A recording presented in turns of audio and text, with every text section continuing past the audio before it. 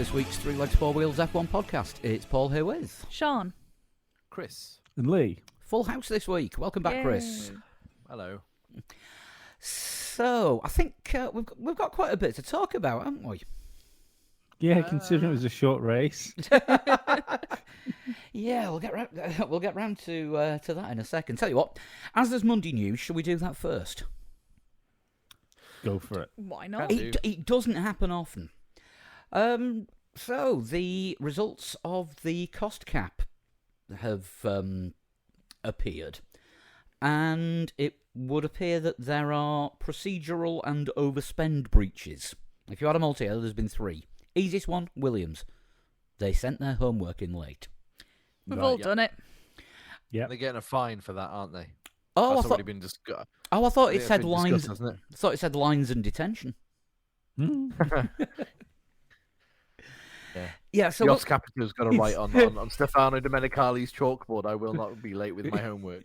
Either that or they have to race Latifi for one more year. Oof, could you imagine? oh, that's that's cruel and unusual punishment. To be fair, that's probably why they nearly broke the cost cap in the first place. So, yes, the next one is Aston Martin, who haven't overspent, but there were procedural issues. Misinterpreted the rules. Uh-huh. Some may say fudged the accounts a little bit. I mean, let's be honest. We've all done it. Everyone's probably being a little bit creative with their cost cap accounts.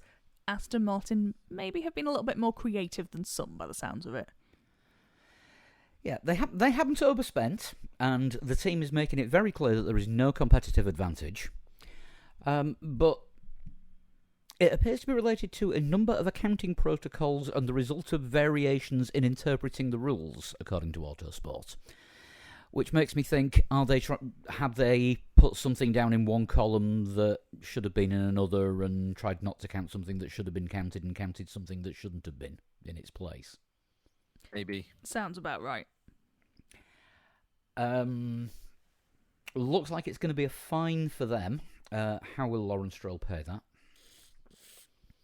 Do fines count towards the cost cap? That is a very good question. And if anybody wants to read the FIA regulations, and then if the FIA want to rewrite them just to make them bulletproof... Yeah, because could you imagine if you got a fine for your procedural thing when you weren't over the cost cap, and then the fine took you over the cost cap, so then you got another fine? That feels... that feels like one of those penalties that's just there in something to get more money back. It's like bank charges. Yeah. It's like when you got to pay interest on your bank charges. Yeah. Oh, you're in debt. Sorry, you owe us Have money. some more debt. This'll learn you. And then we get to Red Bull, who have overspent, but claim that they haven't. And apparently it's all to do with catering. Yeah. Basically, they're saying that it's only if you count the catering budget that puts the team over budget. But well, it depends how you add it up, doesn't it? Surely, if you put catering first, then it's not catering putting it over your budget. If you put wings in last, then it was a wing. What if it was hot wings? Exactly. Very interesting. Mediums. So have they tried to Medium steak. Have they tried to suggest that catering shouldn't be part of salary cap, and then have been told no, you need to put your catering in? I don't know. I'm sorry, I was laughing at that because it's just like I could just imagine it now. Like, oh no, it's only because of the burgers. You know, remember that race with the burgers? The Gerhard burgers. Maybe they were. There is a local cafe that sells Gerhard burgers, by the way. Yes, they do. They do the catering in my office. What makes it Austrian is a slice of salami on it. Fantastic. I'm pretty sure. It's called the Gerhard burger, isn't it? It is. We have it we have it on the Wednesday before every Grand Prix in the office. Oh, in the canteen. Yeah, good. I did suggest for the Super Bowl last year they did the Ben Roethlisberger, but they didn't. Well, he wasn't That's in gone it. over my head. Sorry. Yeah, me too. Yeah, they didn't get he was an American football player. Ben Roethlisberger. Okay. Rufflesburger, like Yeah, rolling on the floor laughing burger. that's only if you season it with the catnip that you given Jinx tonight. I don't know where she's gone. She's disappeared. I'm not sat in my.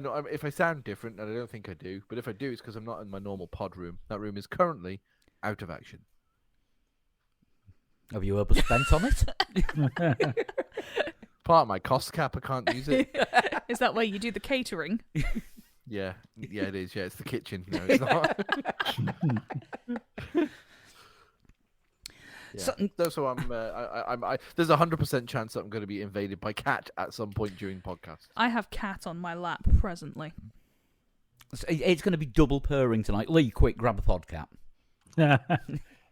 No, he's fucking. They've disappeared. I can stick the microphone in the fish tank if you like. Probably not whilst it's plugged in. That might be, detrimental to fish and your health. So, yeah, if Red Bull have overspent, the potential penalties range from a public reprimand. What is a public reprimand? Is that telling these off? Are very naughty children. naughty children. Basically, yes. The other, so it's from a public reprimand to a reduction of the next cost cap, seeing as I've already spent half of it, or at least half. But it also could be deduction of Constructors' Championship points awarded for the championship that took place within the reporting period of the breach, i.e. last season. Deduction of Drivers' Championship points awarded for the championship that took place within the reporting period of the breach. Dear God, please no, I do not want to see the results of that on social media. Suspension from one or more stages of a competition or competitions, excluding for the avoidance of doubt the race itself. So, lose out on practice or qualifying sessions. Yeah, excluded from qualifying, that sounds like to me. Yeah. So, and the other option is limitations on ability to conduct aerodynamic or other testing. So they're going to switch off their wind tunnel. Yeah, or cut down the amount of CFD teraflops they're allowed to use. that's computational fluid dynamics for anybody who is not aware of the acronym. And teraflops are processor cycles. For anyone that thinks I'm talking bollocks. Terra flip flops. No, they're crocs. There they are. So any of those, any or all of those things could be applied to Red Bull after this has gone through the usual procedure, which would appear to be either accepting it and probably only getting a slap on the wrist, or appealing it and going on the FIA. There's probably a chance that if Red Bull appeal and don't win the appeal, they will make the punishment even more severe than it was going to be handed out. That's usually how these things go, isn't it? If they can reach a sort of amicable agreement as to what's gone on, it'll be at the lighter end. And if they cause a stink, they'll probably throw the book at them. I think Red Bull have put out a statement, haven't they, where they seem to sort of imply that they're a bit surprised that they're getting told off. No, they're not. No, they're not. That's what they're saying. I didn't say they are surprised. It's a Vince McMahon gulp. Let's have a look. Right, the statement says, we note the findings by the FIA of, quotes, minor overspend breaches of the financial regulations, end quote, with surprising disappointment. Surprise and disappointment. Boo. Wah. Surprise! It's really bad news. Oh. Hang on a minute. Surprising disappointment. It's a fucking Kinder Egg. It's a modern Kinder Egg. Like Kinder Eggs fucking 20 years ago were a fucking delight. Yeah, I've got a Ninja Turtle. It's an actual aluminium figure. Now, it's a wheel. Our 2021 submission was below the cost cap limit, so we need to carefully review the FIA's findings, as our belief remains that the relevant costs are under the 2021 cost cap amount. Despite the conjecture and positioning of others, there is of course a process under the regulations with the FIA which we will respectfully follow while we consider all the options available to us. Got to admit, I thought the conjecture was probably more aimed at like Toto and Bonotto. Yeah, they have been. That's how I they read have that. been the main shit stirrers.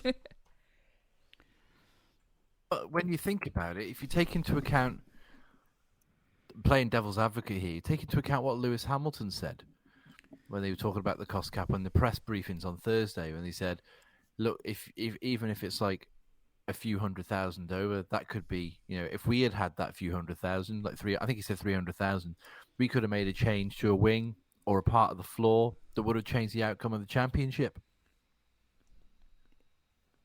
So, do you know what I mean? Like they're saying that I've just had a quick search on Twitter here, and Red Bull are saying that oh yeah, we spent like $1 million on well, it's not confirmed, but they say we spent $1 million on catering.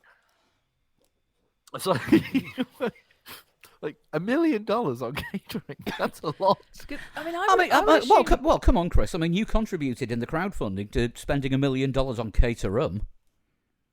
I did, actually. This is true, yeah. Cater ham. Yeah, But catering ham. I would assume for Red Bull, they wouldn't put got catering that bag. through Red Bull Racing. They would put it through Red Bull, the overall brand. That seems like a weird thing for them to try and put through as a racing expense anyway. They would probably claim it as some kind of marketing shite.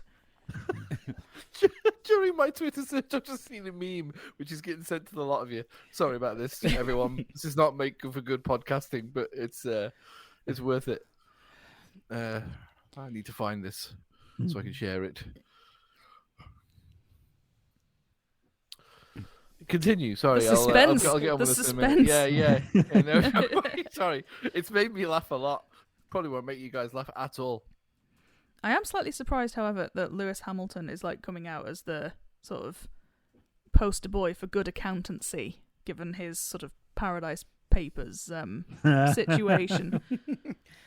You mean when he landed here on the Isle of Man for 6 hours so that his plane could be registered here and all the paperwork was done, and then they sent him on his way without checking his documents? That would be the one. That's ace. So you have sent us Helmut's Kitchen. I shall retweet that from the Three Legs Four Wheels account now. So if you're listening, Yes. go back to Monday around about 8:30 UK time. Yeah, Red Bull hired a private chef for all the catering. What the hell's that? What's what now? Helmut Marko? It is Helmut Marko. That's what I thought it was. No, Twitter doesn't like links posted from Facebook. Oh, it'll get over it. It's a Twitter link originally, so it can shut up. Yeah, I've fixed it now. At least I hope I have. So, yes. Do we know what's going to happen? No, not at the moment. Are Red Bull going to appeal? Yes, very probably. If it had been Ferrari, would it have just been an agreement has been reached, but we're not telling you what it is? I reckon it would have been. Probably. Yeah, so as not to compromise the integrity of Ferrari. I mean, the sport. They'd have just vetoed being in trouble. I'm surprised the cost cap went through without them vetoing it. I mean, don't forget, they vetoed the removal of their veto. They did. Yeah, we don't think you should have this veto anymore. Interesting. We disagree. Veto this. It's like, yeah, it's like giving Russia a veto on the Security Council at the UN. Suddenly doesn't seem like such a good idea. So that is the main big story. However, other news in a slightly financial area has turned up as well. Related to friends of the podcast, unfortunately, I can't get my words out, or will come out all at the same time. W Series has come to an end for this season, as it would appear to be a financial issue with them because funding that they were promised hasn't actually materialised. Yes. So, congratulations to Jamie Chadwick on her third title. Yeah, we hope that W Series comes back, but I don't know. I mean, they didn't have it easy losing the second season because of COVID. No, and obviously I don't mean to call into question the people who run it, but if it's financial difficulties so early on, does it need to be run by somebody else? Like Liberty? I think the general sort of Zach Brown. consensus seems to be that it's about a $7 million dollar or pound, I'm not quite sure what currency they're in, shortfall that they've got, which by motor racing standards is not ridiculous. But obviously, yeah, someone's not paid their bill. I mean, the statement they put out, as confirmed during the most recent W Series event at the Singapore Grand Prix, supporting the Singapore Grand Prix, the required funding due to the business from a recent contracted investment was not received. So that says to me they didn't have the funding in place for the entire season to begin with, if it was a recent contracted investment. Or that it was just due to come in increments and it hasn't. Yeah. But the rumours about them running out of money a couple of weeks ago appear to have been a thing. So anyway, I wonder where we can find if we can find the viewing figures out. I would imagine they would be. Channel 4 reported decent figures. Probably Motorsport Broadcasting. Yeah, no, it's just interesting because obviously I wouldn't have thought if the numbers would have been up there, like the money wouldn't have been difficult to find. Well, I did watch the Singapore W Series, and it was good. Yeah. Oh, there's been some good racing this season. The series had a shaky start, but series always do. I mean, look at Formula E when it first started. Formula One only had 8 races, didn't it, in its first season, something like that. 6, possibly. Yeah, but there was about 300 non-championship races. This is true. Yeah. Sometimes people were racing on the way to the circuit and they didn't even realise it was actually a race. You could put 3 cones in a garage forecourt and call it a Grand Prix without being sued in those days. And Jim Clark would still turn up and win it. You didn't have to close the roads either. No. But those were the days. Anyway, carry on. Hey, they're not like they used to be. I have an answer to the viewing figures. Yes. The Silverstone round, which was just the first one that came up when I did a Google, averaged 713,000 on Channel 4. Which is about 10 times the amount of viewers that MotoGP gets. Yeah, that's behind a paywall, though, in fairness. Yeah. Channel 4 is free. When MotoGP had the Grand Prix on ITV, it only got 50,000. Wow. But wasn't that was free. Yeah, but that's with the rest of the season being behind a paywall, isn't it? Yes. That's true. Yeah. It's hard to get excited about one round, isn't it? When Yeah, you can't get into the rest of it. I've never really understood that. You know how it's okay. Silverstone's going to be live. You go, that's great. Mm-hmm. What about the rest of the championship? Yeah, I've never really understood that. Yeah, but that's a British government, sporting crown jewels things. It's the yeah. No, I get why it's done, but it doesn't make sense. Yeah, it's just always struck me as a bit odd. Mm. Yeah, they've got to show the World Cup final, but it's not compulsory to show the rest of the World Cup. Yeah, didn't Channel 4 used to show the Royal Rumble, just the Royal Rumble? No, they had one WWF as it was at the time, pay-per-view every 3 months. Oh, was it every 3 months? Was it? Yeah, well, that's the thing. You have a pay-per-view, but you can't watch the weekly shows. Oh, they had Superstars on a Saturday morning. Yeah, nobody watches Superstars. Well, the kids do because it's a kids show. I don't even think it's a thing anymore, is it? No, but we are going back a good sort of 25 years here. Yeah, no, but the only reason I say that is because even watching Superstars didn't help on the build up to a pay-per-view because it didn't cover Raw or SmackDown. And the kids aren't paying for pay-per-views. Yeah. Mm. But I remember on Channel 4 that they used to have one every 3 months, but they had the Rumble for about 3 years. Mm. And then put ad breaks in, which something that Sky never did. And then I gave up watching wrestling around about the invasion anyway. So yes, anyway, W Series. Talking of things that aren't going to be on Channel 4. WCW Series. Maybe The Rock could put some money into W Series. He's just bought an American Football League. The whole league? Yeah, he's bought the XFL from Vince. Oh, fucking hell. Yeah, XFL Mark III is starting next February or March. Just give up. Yeah, there's a reason you're onto the it'll third obviously iteration. work though now, won't it? Anything If The it- Rock touches seems to work. If it doesn't work, he'll just raise that eyebrow. Instant viewing figures. So Well, maybe it's not a bad idea. Maybe The Rock should buy W Series and then just stand there and raise his eyebrow, and then that's it. Everyone watches. well, Yeah. he officially launched the Super Bowl, and then the first game of the current NFL season, because they were both in the same stadium. Okay. Yeah, he announced the kickoffs for both games. Finally, It's The The Rock Rock- has come back to Los name of Angeles. town. The Los Angeles. Rock is so famous that a year after he takes over W Series, all the world is talking about is when will the first man race in W Series? And it'll be him.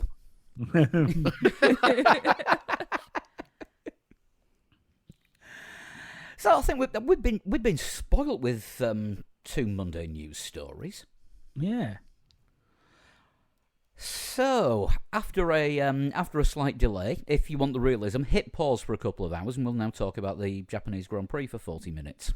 So I just put white noise in for like an hour and a half. Because I got up at 5 a.m. to watch the race. Probably about 5:15 by the time I got dressed and made my coffee and sat down.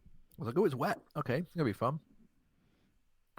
Then, obviously, race started.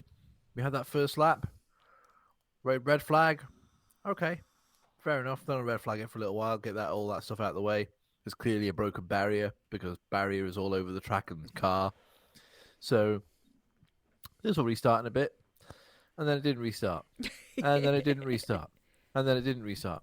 So I, at about, I don't know, 6:10, went, fuck this, and went and painted the wall in the hallway. And then while you watched it dry, was it about as interesting as waiting for the race to start? I had like 3 bricks left to paint, and they said they were starting the race.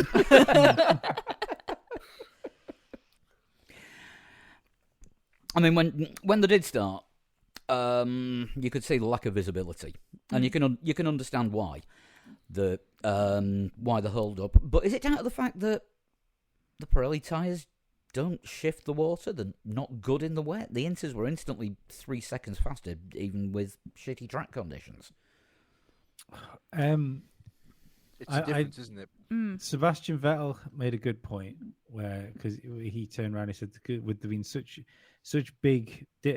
a big difference between the wets and the Inters time wise. He said you just, even if it's wet conditions, you can't risk not going on Inters because you're going to be so far off the pace. So it's something it needs to be looked at, because this is like I think it's a mixture of Jules Bianchi's crash that's made Formula One a little bit hydrophobic and a bit worried about putting cars on track when it's wet, and a mixture of tires, because I'm not, I've always been one of these people. I'm pro Halo. I've always been keen on like keeping drivers safer, but we used to keep drivers safe, and they used to race in the wet. Like Canada in 2011 would not happen now. It's regardless. Yeah. I realize it wouldn't happen now because of the time extensions being drawn in, but just those weather conditions, that race wouldn't have happened. And we need to ask why. I think Christian Horner said something quite similar about the tyres, as much as I hate to quote Christian Horner, because I think he said basically the wet tyre just has no performance. You cannot race on it. It's there to keep you on track, and that is it clears the water. Yeah. But yeah, you can't actually go for a race with that tyre on. So I think, it does. Then they need to find a nicer balance, don't they, Pirelli, between something that will clear the water and something that will actually stick to the track. Yeah. I mean, the only other one would be is like on the restart, for instance. It was mandated on the restart that they had to you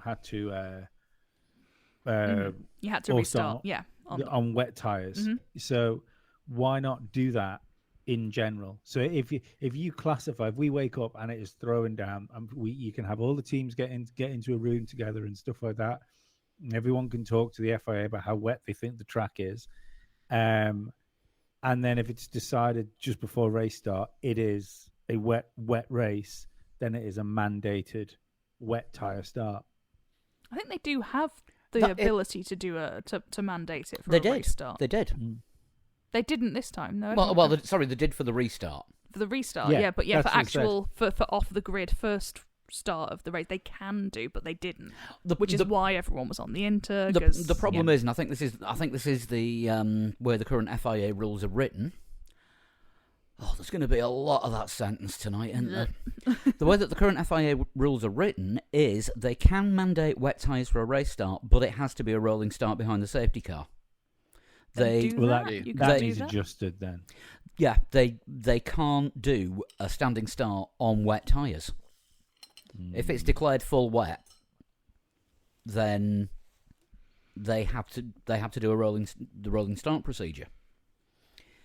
If it's declared a free tyre choice, then it's a standing start and teams can use inters or even choose to use wets, but none of them will at the moment because of the difference in performance. Yeah. So, again, have the FIA got the rules right? No, they bloody haven't. When do they ever get their own rules right? But to be fair, it's something that doesn't need it didn't need looking at until Belgium last year. They looked at it after Belgium last year, and they decided to implement things slightly differently. And then we've had another race where maybe they need to look at it again. I'd argue the spotlight different was put situations. on in Spa. I'd argue the spotlight was put on in Spa. This problem's been here for a long time now.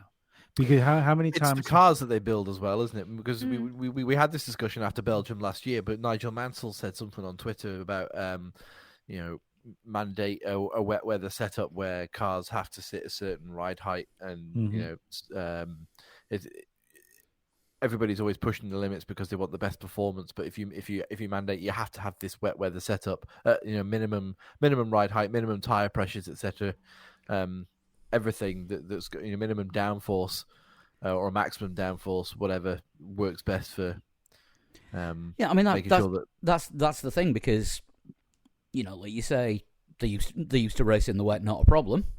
That's because they were allowed to set the cars up on race day for whatever the conditions were going to be for the race. Oh yeah, now you've got to solutions. That's what you need. We need to look at. Now you've got to set your car up at 2:00 on Saturday for whatever's going to happen at 2:00 on Sunday. Yeah, doesn't make sense. The only other thing you could do there would be the whole idea of the curfew was to stop people working through the night. Yeah. Right. It was a HR problem, wasn't it, more than a cost or anything? Yeah. So surely the idea would be that, okay, well, we have Parc Fermé, but Parc Fermé is till 9:00 in the morning. So when everyone's going to the circuit anyway to go to work, why not let them work on the cars? Yeah, use the time that they would have used, and again, we're going back a few years, for the Sunday morning warm-up. Yeah. Shown exclusively live on Eurosport with John Watson commentating. Yeah, it was awesome, the Sunday morning warm-up.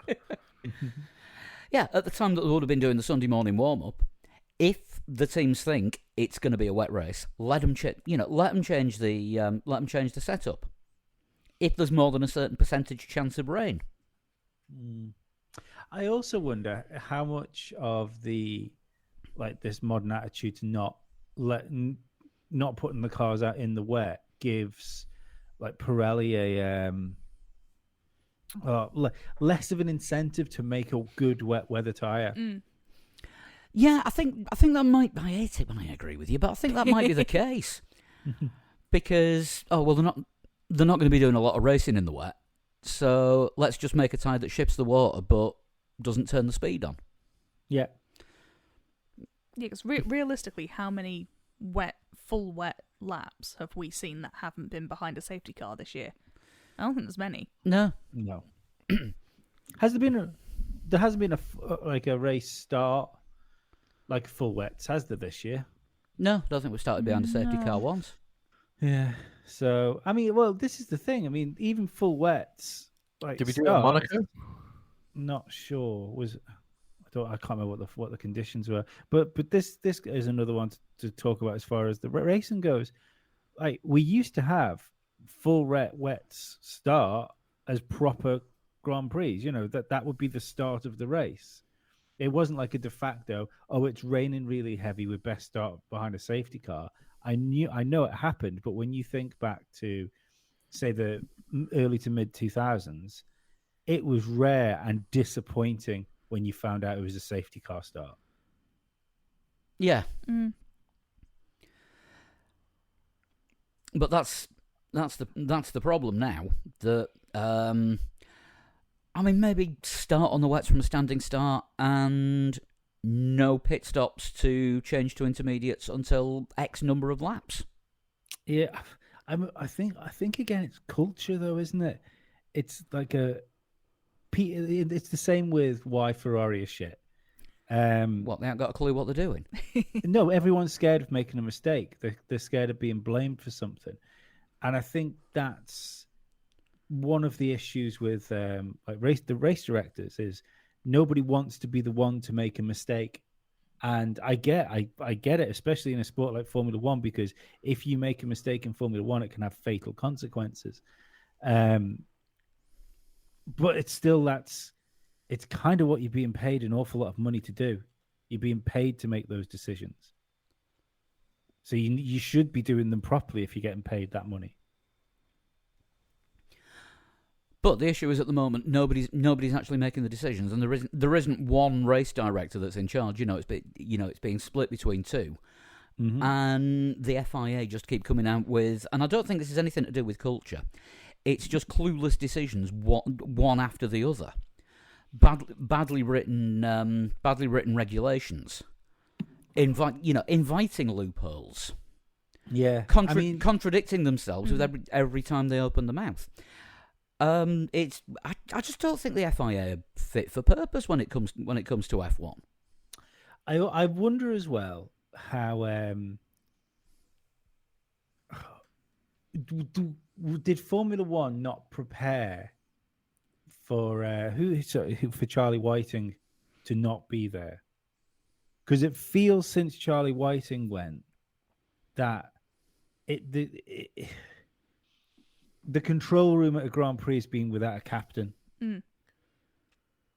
I don't know. I don't think the race. Go on. I'll let you finish. Sorry. It just feels ever since then there's been chaos as far as decision making goes. See, I think the current race directors, Eduardo De Freitas and Niels Vittich, I think they've both, when they've been in the seats, because they share it, don't they, race director? Yeah. But I think they've done a pretty decent job. It's confusing. A lot of things come out of this weekend that are confusing, and I don't know who makes those decisions. Like the regulation with the full points, for example, at the end, because it was red flagged, and then we went to nearly half distance, so you can have full points. Well, hang on a second. I thought we had even Sean, friend of the podcast, Sean Kelly, said this was the worst day to be a statistician. Yeah, I mean, when it was explained, it made sense, or I thought it made sense. But then again, you don't know whether it was being explained. Nobody knew the rule. Well, no, but like after the race, where it said, yeah, well, that the half point says thing is if the race ends and it ends on a red flag. Mm-hmm. And it can't be restarted. Yeah, which obviously this race didn't. So that makes perfect sense to me, unless that was just like a clever way of saying it to try and get out of trouble. Yeah, I don't know. Like, again, no one's gonna, no one that doesn't get paid to do Formula One stuff and get paid well is gonna sit down and read the fucking rule book. It's just not gonna happen. I did see that was the only other thing I thought was the Max winning the championship and the awarding full points. A little bit of me wondered whether they decided to crown Max world champion to try and get away from the fucking shambles of the track they've been let on the track.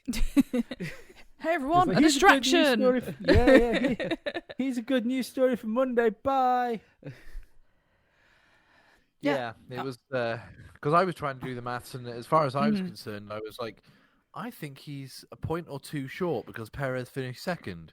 If they gave Leclerc the penalty, and you were not alone in that, because I mean, Lee just said there about people who are paid in F1 would be reading this thing, but people like Chris Medland were saying, no, hang on, he's a point short. Jenny Gow thought he was a point short. Like the people who And are... People like Anderson. Sean Kelly. And Sean Kelly. Yeah. So people who really should and probably do read the rule book still had no idea what the feck was going on, which, suggests the rule book maybe is not as clear as it could be. And there's another one Good, in here good. that hasn't actually been noticed, where it was a what the hell, oh god, this is a grey area. The number of laps and when the race actually should have finished. Should have finished a lap before the end.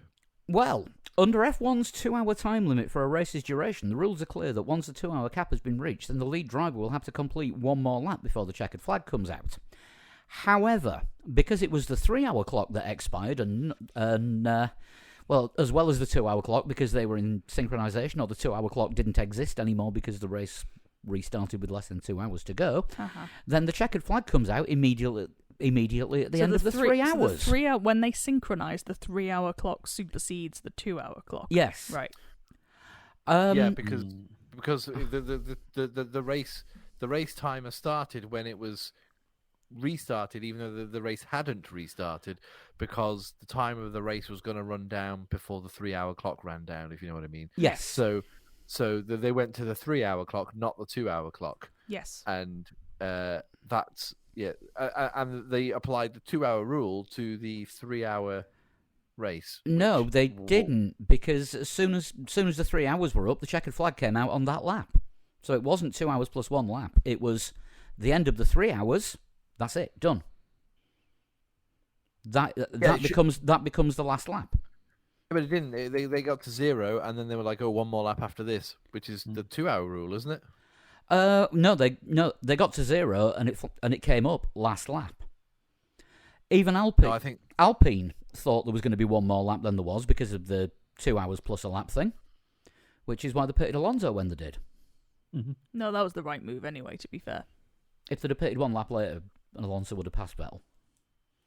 Yeah, but he passed earlier, George. yeah. George would have... Yeah, we'll deal with that We'll later. deal with that when we do the things. But Alan Permain thought it was going to go 1 lap more.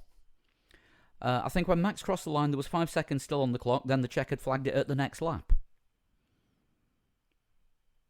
As we know from Canada a few years ago, the checkered flag is when the checkered flag is. Yeah. Whether it's meant to be or not. Yeah. Also, Verstappen kept on driving at race pace after the checkered flag because he thought he still had 1 more lap. Because he'd been told that there was 1 more lap. I think, to be honest, at that point, I was that distracted by Leclerc Perez, I couldn't tell you at what point the checkered flag came out.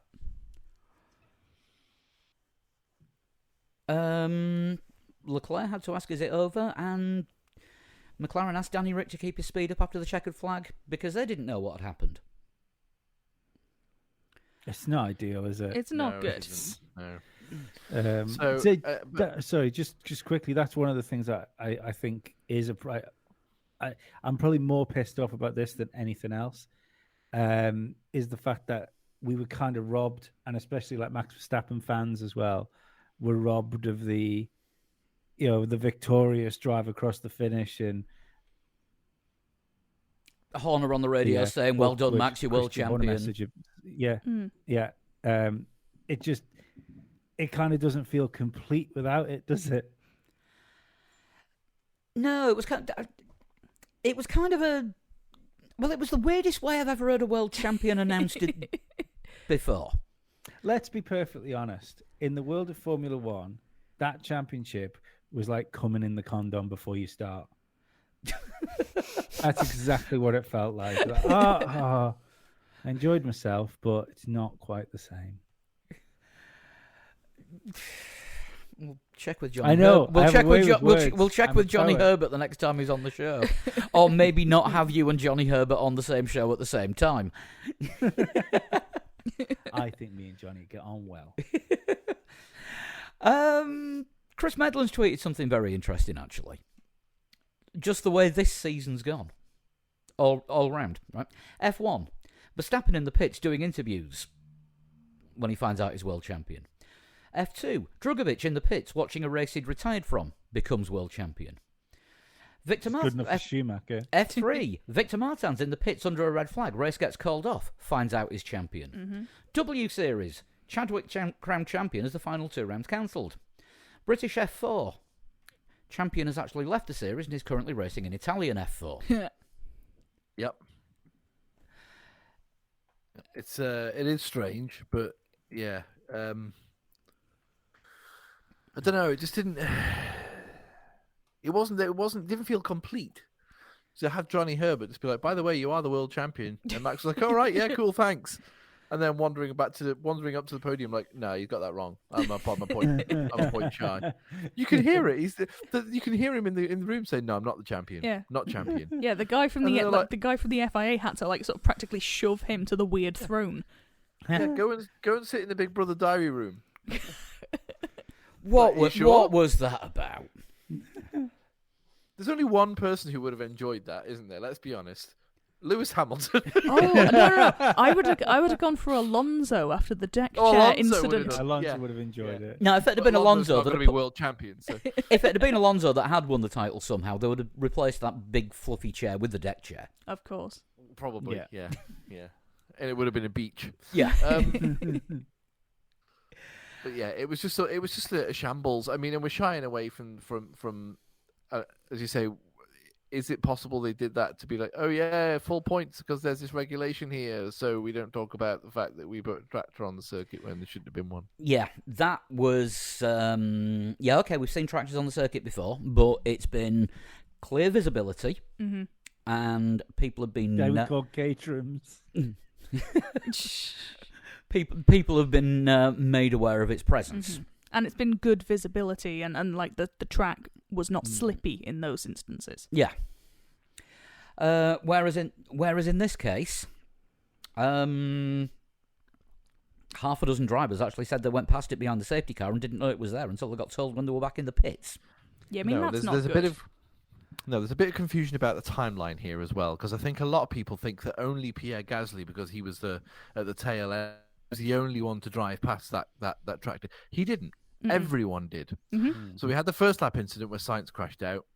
Albon pulled in about 50 yards up the road, something like that. Yeah. And they were like, oh, okay, safety car.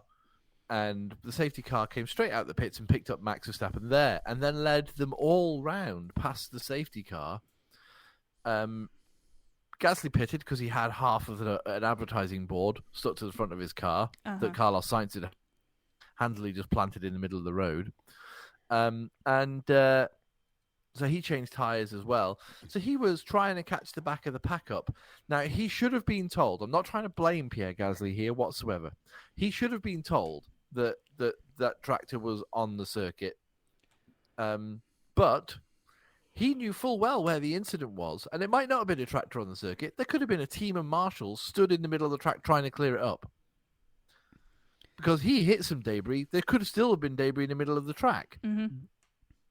So I agree with the penalty that he got for speeding under the red flag, even though that was further down the line. It wasn't going past the incident. Well, that's But the thing. I- At the time, just before he came to the tractor, it was still officially under safety car, and there were double waved yellows around there, which means prepare to stop. It does. The only thing they could have done was thrown a virtual safety car, but they brought out the actual safety car. It just happens that Pierre Gasly was at the tail because he had to pit. Somebody should have said to him, there's a tractor on the circuit, removing the car. They put tractors on the circuits at loads of other venues. It's purely because it was wet and it was at Japan, and everybody was reminded of what happened with Jules Bianchi. It's very rare you see one on the tarmac, though. Yeah. Yes, quite correct. Very rare you see one on the tarmac, but there was one. We've seen him earlier this season. They pulled a safety car out for Monza. We saw it in one of the junior races at was it W Series at Singapore when somebody crashed and they had to have a. It probably would have been, one of yeah. the- Because I don't yeah, think it there would weren't other series, were there? Yeah, I it think was Jamie Chadwick's car at turn 7 in Singapore. And the safety. Did they I can't remember if they red flagged it or if they carried on. But I've definitely seen in other formulas where there's tractors on circuit. The only difference is because it was wet, because of what happened with Jules Bianchi, the same venue it happened to him, it's been, and I don't want to say blown out of all proportion because that's not correct, because it cannot be allowed to happen. The problem is communication. It's not that the tractor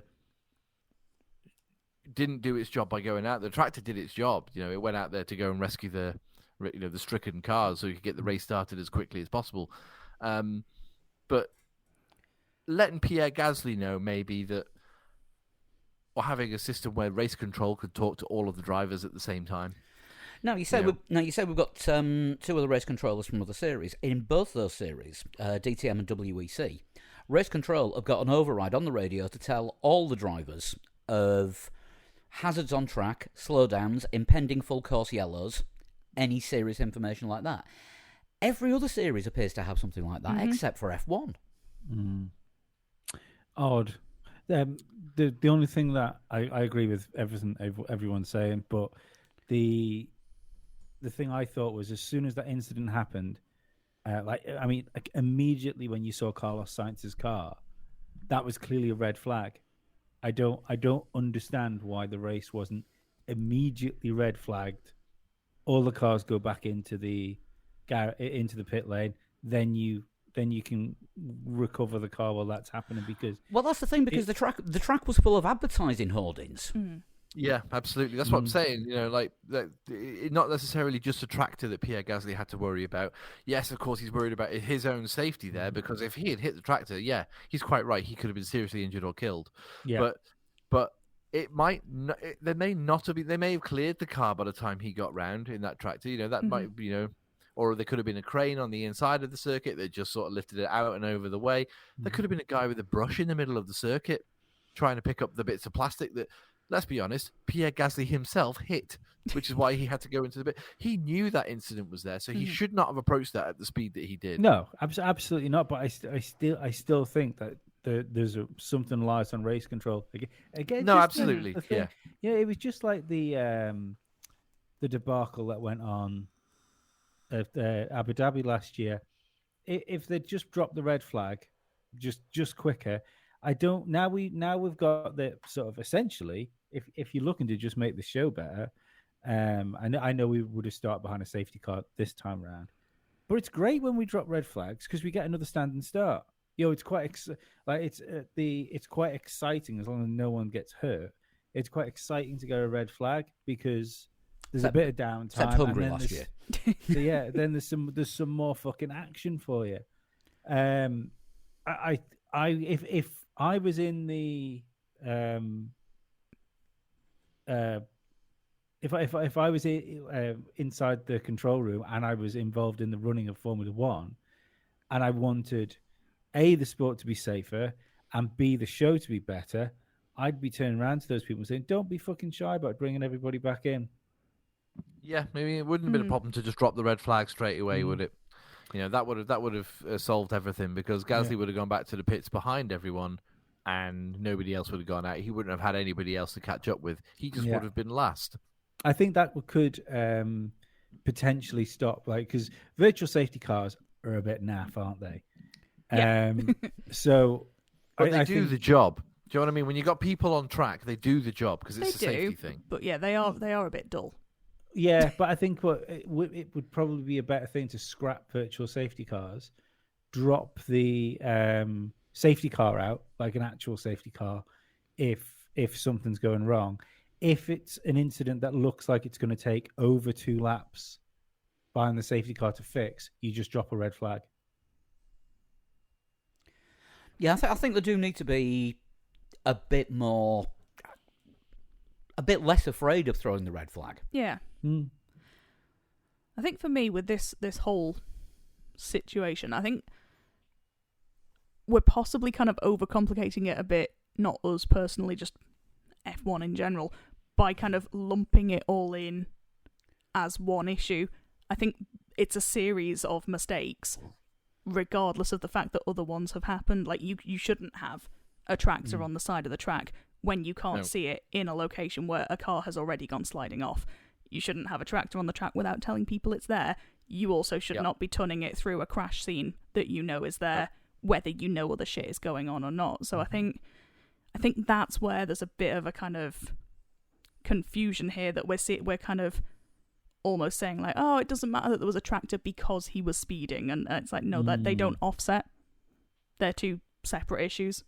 Yeah, they are. Yeah, Yeah. 100%. That's a good point. And he wasn't speeding past the incident. I just want to point that out again. He was caught speeding further around the circuit. But I mean, he's probably furious that he could have had a really nasty accident. Yeah, as I say, it's not his fault, not at all. But responsibility lies with it. Safety is everyone's responsibility. Yeah. And people got things wrong from the track to the control room. Yeah, absolutely. And at a lot of points in between. Yeah, like you've got an Indy car. Why can't they just have where the radio comes on? I know they got lights on the dashboard, but why can't they have a radio where race control can talk to the drivers? There's a tractor on the track at turn whatever it was. Just mind out because. All I can WEC slowdown zones. Mm-hmm. Formula E as well, that you have the countdown, don't you? Sort of track is clear in 5, 4. Yeah, so you're very sort of Thunderbirdsy. Yeah, or like a pit lane limiter zone. You mean like but on circuit? Yeah. Because I mean WEC has slowdown zones, and you can't say that won't work in Formula One because the cars are going at fairly comparable speeds on, for 90% of the season, the exact same bloody Yeah. If you can have a slowdown zone at Spa for hypercars, you can bloody have one at Spa for F1 cars. Yeah, that makes sense. Yeah, slow down zone. So like, because we see sectors like 1, 2, and 3, don't we, on the screens and things like that. But they've got mini sectors, haven't they, where the marshals are all stationed? Yeah. So it could be maybe we're messing with the actual integral bit of sport here with racing. But do we need a flag between double wave yellow and red, where it's just like slow the fuck down? An amber flag. Yeah, maybe. I don't know. It's just there has to be a better system than the one that's in place because, as I say, it's been in place for decades. That double wave yellow, and then but it's this thing like what Vettel was saying with the tires. You're under so much pressure to push that if you're not pushing, then you're gonna lose out, and it's not fair on the drivers to at least give them all of the information that they need. I would. The only thing about I get what Vettel's saying there. However, how do I put this without getting fucking roasted like Paul did? I'm not sure. It's like last day on the Force cop drama. I don't think the opinion on danger within a sport is probably best listened to through the lens of an old driver that's retiring in 4 races. Yeah, but I mean, the first ex-driver to say anything about it was Alex Burt, who is still the current head of the GPDA. Vettel is on the GDDA as well, isn't it? I think it's Vettel was and president. George Russell. Yeah. So I don't agree with you there, Lee, because I don't think it makes it any less valid. No, but what he's saying is everyone's under pressure to push. Of course you are. You're a Formula One driver. It's like everyone in any competitive sport is under pressure to push. Yeah. So that's what I don't get with that comment. It's just like, yeah, of course there's a pressure to push because you're all trying to win, and it could just be, especially with the Vettel thing. I mean, the Wirtz thing, like most people, or a chunk of people, I should say, that listen to this podcast wouldn't have even been watching Formula One when Wirtz was in a Formula One car. I'm not saying that this is the right thing. I'm just saying that maybe Vettel isn't like the ideal person to listen to in this moment. Well, he's got more experience than a lot of other people on the grid, so I think he is one of the best people to listen to on this, and I think we have to agree to differ on that. Yeah, no, I just think he's jaded slightly, and that doesn't change his opinion on safety, though. Surely, it does if he's scared. If he's leaving the sport, and that's not just like, I don't just mean as like, oh, he's a scaredy cat and leaving Formula One. I think just naturally, we've always heard it, haven't we, with drivers that have children, go slower. But I know what you mean. But I don't think we've heard anyone disagree with what he said. If we had, then fair enough. But I don't think anyone said that there's too much pressure to go fast. No, that's what he was saying about the tyres. About, you're under so much pressure to get onto the intermediates. But it's the same under the safety car. You're under pressure to catch up with the pack as quickly as possible. So that that's what I'm saying. It should have been. I don't want to place blame on AlphaTauri for not telling Gasly, but maybe that they were probably so busy concentrating on other things. By the time he got round there, they may not have even noticed that there was something. But the thing is, the FIA would have known. The race control would have known. Race control should have been able to get that message out direct to the drivers, not to the teams to tell the drivers. Because at the end of the race, when they're discussing it with different people, even Christian Horner said, "Yeah, Checo reported that to us, that there was a vehicle on the track that shouldn't have been there." But what can we do at that moment? We didn't see it until he reported it. So that's when the safety car was going past slowly, with the cars behind. Gasly didn't know it was there. So I suppose he was the only thing he was under pressure to catch up with everyone before they've dropped the red. Yeah, but that's the only thing we'll have to wait for is the inquiry, because it could actually be the case that it's not the race director or the FIA's fault. This, because if they'd given the word to go and collect the car, but fucking we need to sort stuff out before, and it's by the time it's got through to people, they've gone right off to collect the car without actually being 100% clear to go and do this. This could actually be like a marshal issue rather than it's essentially a Formula One issue of somebody just being a bit too ready to go and do the job. There's always that too. It could be, but it's still safety. So yeah, it could be. But the race director is responsible for safety on and around the track. Yeah, but you can't if the race director hasn't given the go ahead to go and collect the car, and they go and collect the car, you couldn't blame that on the race director even if something bad happened. Someone's fucked up. That's basically what it comes down to. Yeah. Well, I think we've talked about about all the other issues for about as long as the race went on. So should we do the same again with the teams? Yeah.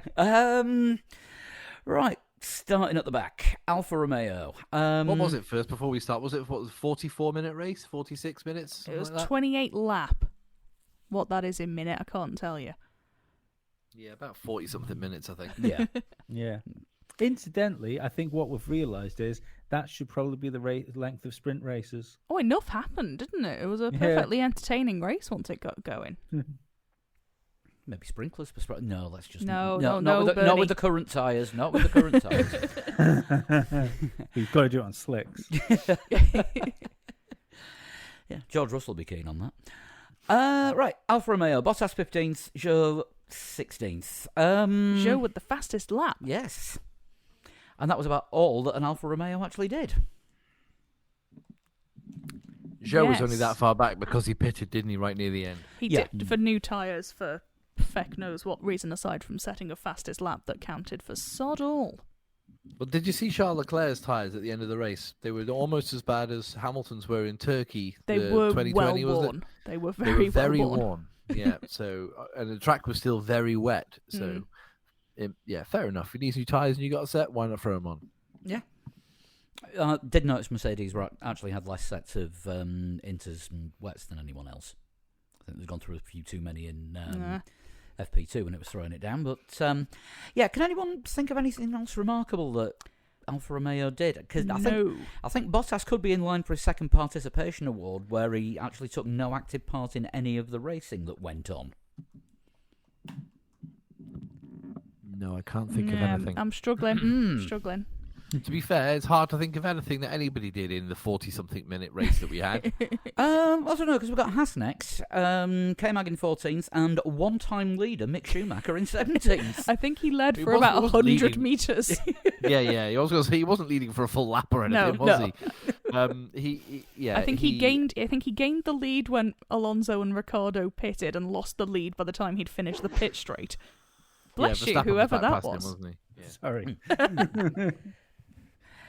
I mean, Yeah, the posi- briefest of rock stars. yeah, positives for Haas. K-Mag didn't knacker his front wing and didn't get a meatball. Didn't get the meatball flag this week, no. And also, as I say, it was a bit of a gamble leaving Schumacher out for as long as he did on the wet weather. But that goes to show the parity between the tyres, doesn't it? Between the not being able to race on the blue striped tyres and really being able to race on the green striped, but hoping that you can just sort of keep it on the grey stuff.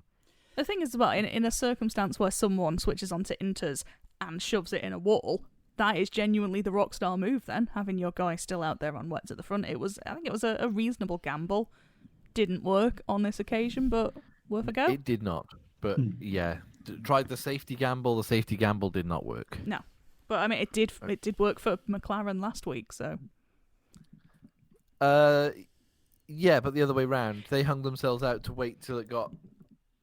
Wait till the safety car, didn't they? yes, yeah, I think that's what Haas were doing in this instance. I think they were hoping that someone They said would... on the radio, didn't they? I think Yeah. actually. They were, pretty much. Yeah, so bit of an anonymous one for Haas. Should we do a bit of silly season while we're on the subject? Yes. Because the second seat alongside K-Mag still not confirmed. Personally, I think Mick's out just with everything that Gunter's been saying. Did you hear that? Was it? Did he good say yesterday? And was it in the paper this morning? I remember where he said he's done with rookies for a while. I think it's he was- Hulkenberg is meant to be the favourite, I think, isn't he, at the He present is, time? yeah. It was a few drivers. It was whittled down to what was thought to be Ricardo, Hulkenberg, and Schumacher. Ricardo apparently not interested in joining Haas, so that whittled it down to Hulkenberg and Schumacher. Looks like Nico Hulkenberg might have the edge, which means Suck My Balls, Honey is a team next year. Oh, I'd forgotten about We're going to that. have two teams where the drivers hate each other. Yes, to this. But Mick Schumacher is allegedly in contention for the seat at Williams, so I you think don't that know what's going on there either. I think there's ifs and buts with that. I mean, the thing that made me think that Mick is definitely finished was Gunter's comments after Mick had the crash at the end of FP1. Was it for fuck's sake? after the checkered flag when he was doing a practice start and stuffed it Yes. in a wall. It's not a great way to crash. And Gunter's words were along the lines of, "That's all on him. He did it himself. I've got nothing to say." Which is Which says a lot. because a lot of journalists missed it apparently as well, because journalists, they saw the flag and thought, "Oh, so practice starts now." Went to go and do whatever it was they were doing, and journaling? missed going to get a cup of tea or whatever. I don't know what they do after practice finishes, and missed Mick Schumacher stuffing it. Stuffing it so badly, they had to replace the chassis, and he lost out on all of FP2. I mean, he's done. Stick the proverbial fork. Yeah. Whereas Hulkenberg recently on his Instagram has been all about the fitness. Yes, There's obviously I have a noticed big this, yeah. push going on there. I noticed that all of his Instagram videos of him doing fitnessy stuff are all sponsored by the new Samsung Galaxy Watch. Yes, I think Let me have a look. he has some kind of tie-in with Samsung Deutschland, I believe, is one of his big sponsors. And Hugo Boss, which has recently appeared on the Aston Martin. Yes, More on 'cause that. More on that conspiracy later. He did a tyre test for Aston Martin over the summer. Right. What have we got next? AlphaTauri. Gasly in 18th, who we have spoken at length about. Yes.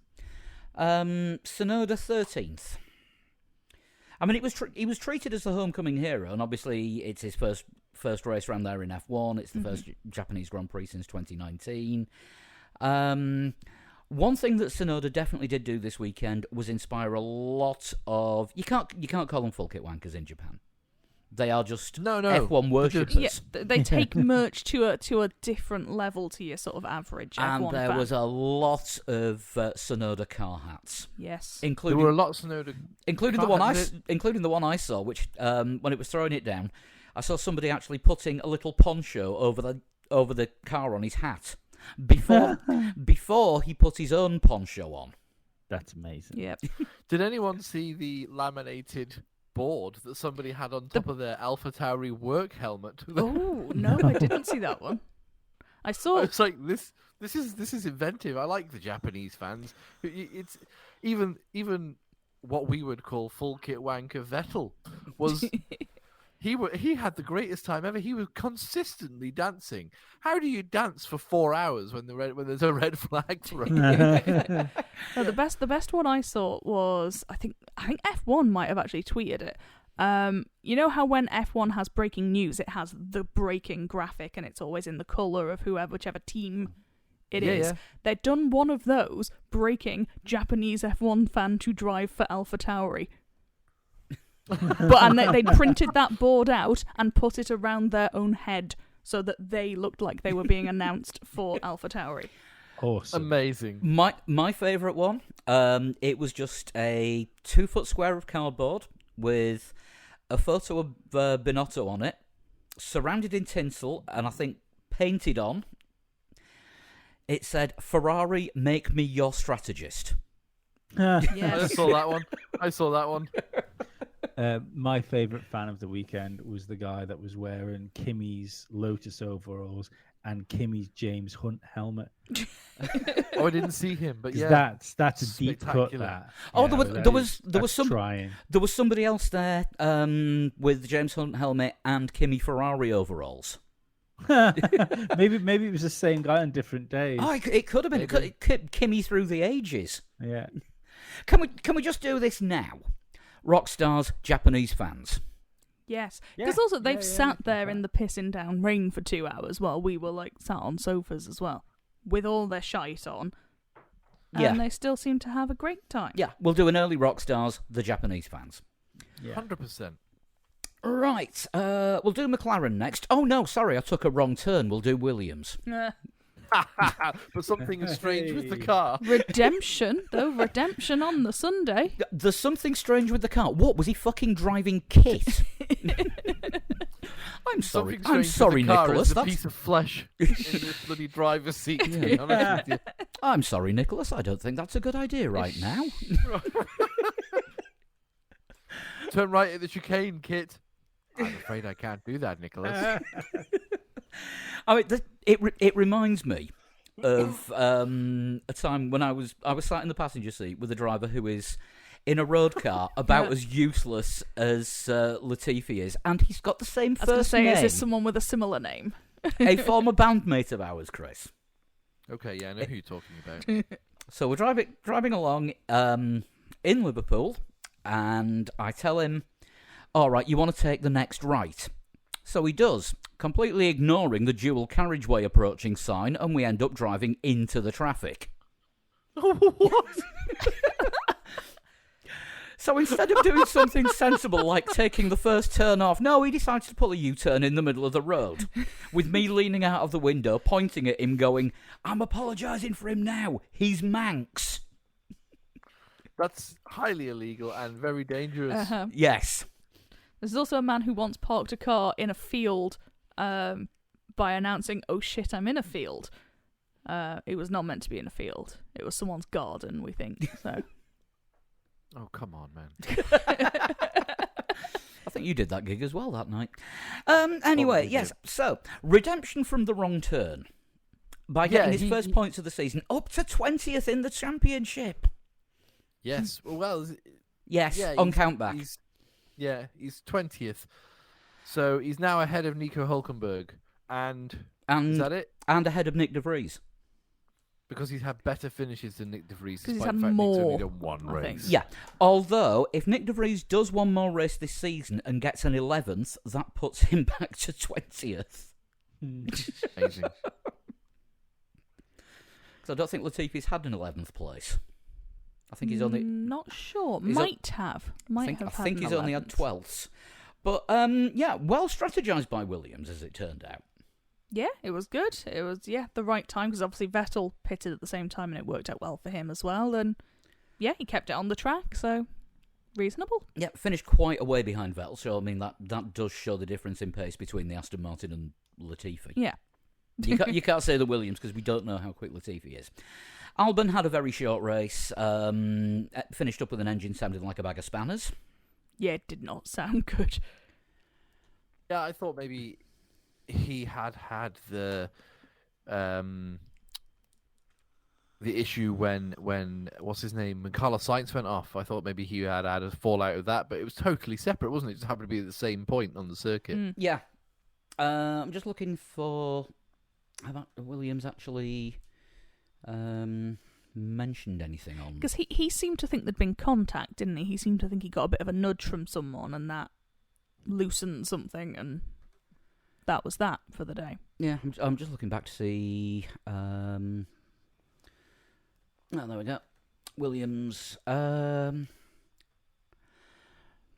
yeah, I don't think we actually saw any contact. Oh, right, yes. He, I had a light touch with Kevin Magnussen, but where we hit, it touched the radiator, so we lost water pressure. Excellent. So, yes, it was, but at least it wasn't K-Mag's front wing. Albon also went on to say it was the worst conditions he's ever experienced and the worst visibility. Good.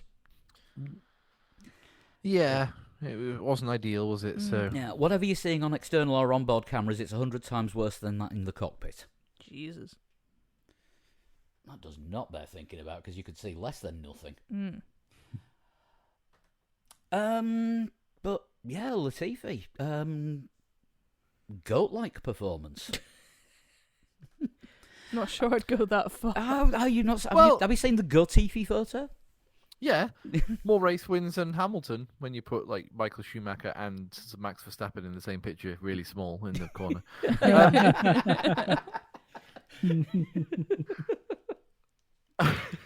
But you've don't forget, Nicholas Latifi was the first or second guy to pit with Sebastian Vettel for Inters, so that's why he managed to make that work really well for him. Everybody, including me, thought it was way too early for Inters, but those two made it work and made it work early. So he gained a good, couple of laps against people he would normally be racing before they stopped. So he was given that advantage then. I say he was given that advantage. That sounds like he didn't deserve it. He took the advantage. He was given that. He was given that advantage. Makes him sound like an overprivileged rich kid that's been that's had his way paid into F1 by a father who spoils him rotten. Yeah. Well, he did. He did finish second. He did finish second in F2, didn't he? So he's not. He was he was definitely worth a go in Formula One. But I think he's outstayed his welcome. As it turned out, he finished second in the F2 championship behind the guy who was the first person to get points in the car that he's driving in F1. Yeah, but I think we said last week, didn't we, that they had a chassis swap.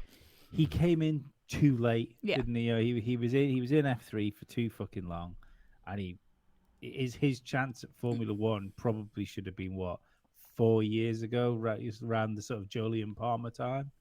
I can remember him being testing Force India, I think it was, around about 2015, 2016. Yeah, because there was going to be these two great new drivers that were coming through from F2. There was him and Alfonso Celis. Oh, Jesus. I remember Alfonso Celis, yeah. Was he Spanish, Alfonso Celis? And he was Force India's test driver. They actually put him in for like the preseason tests, and he was fastest, and everyone was like, this guy's going to be amazing. And then he just kind of disappeared. He's now retired. I was going to say, where is he these days? Not driving, and I think he owns a clothing company. Oh, he's Mexican. Mexican, is he? Apparently so. Whatever it is, he's not an F1 driver. So yeah, we will do McLaren now. Lando in 10th, Danny in 11th. Danny was looking good all the way through the first part of the weekend, and especially in qualifying. And in the first part of the race as well. Yeah, he had a great start, and don't know what happened, really. Just after the restart, it wasn't there for him. Mm. A little bit anonymous. bit. I don't really remember, and obviously he was kind of running top 3 at one point, but that was before the pit stop shook out. I think that Yeah, possibly second is was running, what. wasn't he? Yeah, that might have been what sort of did for him that maybe could have done with pitting him a bit earlier. Yeah, because I mean he was up with Alonso, and there ended up being 4 places between them. It's Alonso almost made like an extra pit stop though. yeah, it's almost like it's a battle between Alpine and McLaren not to win, like the battle between them, isn't it? Yeah, I mean Alpine have got the disadvantage by being 4th at the moment. Yeah, Yeah. You've got. I know what you mean. Yeah, they've both teams like one's hemorrhage points because of reliability, the other one's hemorrhage points because of an Australian. Did you guys discuss the McLaren livery last week for the Asian Grand Prix? No, we No. didn't. The this looks good. Oh god, it's sponsored by a crypto company. People are going to get ripped off for liking it. It's confusing because Zach Brown's job when he came into that team, 2018 was it? He came in 2017, 2018. Get sponsors on that car. Mm-hmm. Yeah, he got sponsors on that car, but this Asian liveried McLaren kind of looks a bit like, to me, the amount of sponsors and the placement of them and the fact that there's so much black on it. It's the modern day equivalent of the 99 Williams. See, now, I might just be really unobservant, but even though I know they've had a different livery on that car, I haven't actually noticed. Yeah, It's very blinking, you'd missed it. It's very pixelated. It looks like it hasn't loaded properly. Yeah. Oh, yet. I've seen the pictures of it like when it's still, but yeah, watching the two races, if you'd have been like, oh, what do you think of the livery? Didn't notice the difference. Yeah, I think it's a different livery, but it's all very much in the same theme, isn't it? Yes. Yeah, slightly different colours, a few more squares, and buy crypto and lose money. Well, it's clearly worked well on me since I noticed so much. And how much crypto have you bought since you worked it out? 0. And how much crypto did you own before then? Also 0. Right, Aston Martin.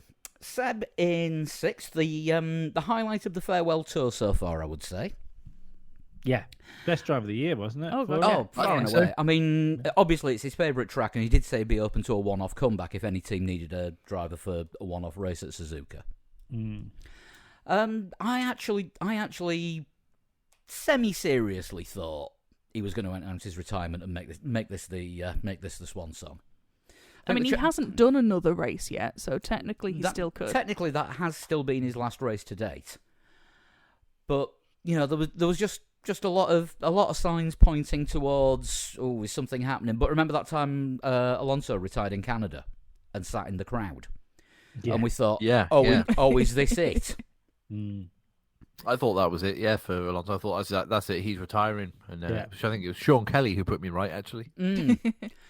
But I mean, most of Twitter decided that they were going to put me right. Seb fans, I do apologise. I mean, it was meant jokingly. How dare you? Never, I haven't seen my Twitter notifications kick off like that in a long time. You've got to fucking fight fire with fire these days with F1 Twitter. You can't go in there expecting peace and love. You'll get ripped apart. I don't know. The last big tweet I did was when we got. I want to thank Adam Smith for the footage of Colton Herta doing a test in McLaren in Portimao. It just so happened that Adam and his wife were in Portimao that very weekend. They normally live just outside Detroit. But it's trying to go into F1 Twitter at the moment with peace and love is kind of like sending a hippie out to talk to zombies. Yeah, absolutely. Yeah. Can't better There's no truer comparison. No. But yeah, far and away Seb's best performance of the season. Photo finish, pretty much. Was it the closest finish It was we've had fun, so far this year? Yeah, what exciting What was finish. it, 11 thousandths between him and Something mad like him that. and Alonso? F1 Twitter conspiracy. Alonso backed out in the last corner to give Aston Martin the points because he wants them to finish higher up in the championship for development costs. Because it's his car next year. Yeah. Excellent. Love it. Very much like that one. And it's 2 fingers up at McLaren Oh, hang on. No, it does not benefit Alpine. Oh, it does benefit. Well, no, it does. No. No, I don't. I can't say how that would work. Surely, Alonso would want Aston Martin to finish lower in the championship because then they'll get more wind tunnel and CFD time. Yeah, we're talking about somebody that watched Drive to Survive twice. And when has Alonso been known for making the great team calls here? I mean, it's not his strong suit. Yeah, about as often as he makes good career moves. I did see somebody post up saying that all this 2022 is supposed to bring racing closer together. Only one driver has finished on the podium this season who is not from Red Bull, Ferrari, and Mercedes. That's Lando Norris. Yeah. Yes. Mm.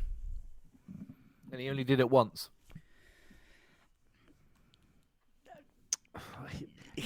But the racing has been closer. The top teams are still the top teams, but there's no denying that there's been better overall racing. Do you know one of the ways you can tell that there's been better overall racing is the fact that Max Verstappen has destroyed this championship and it hasn't been boring.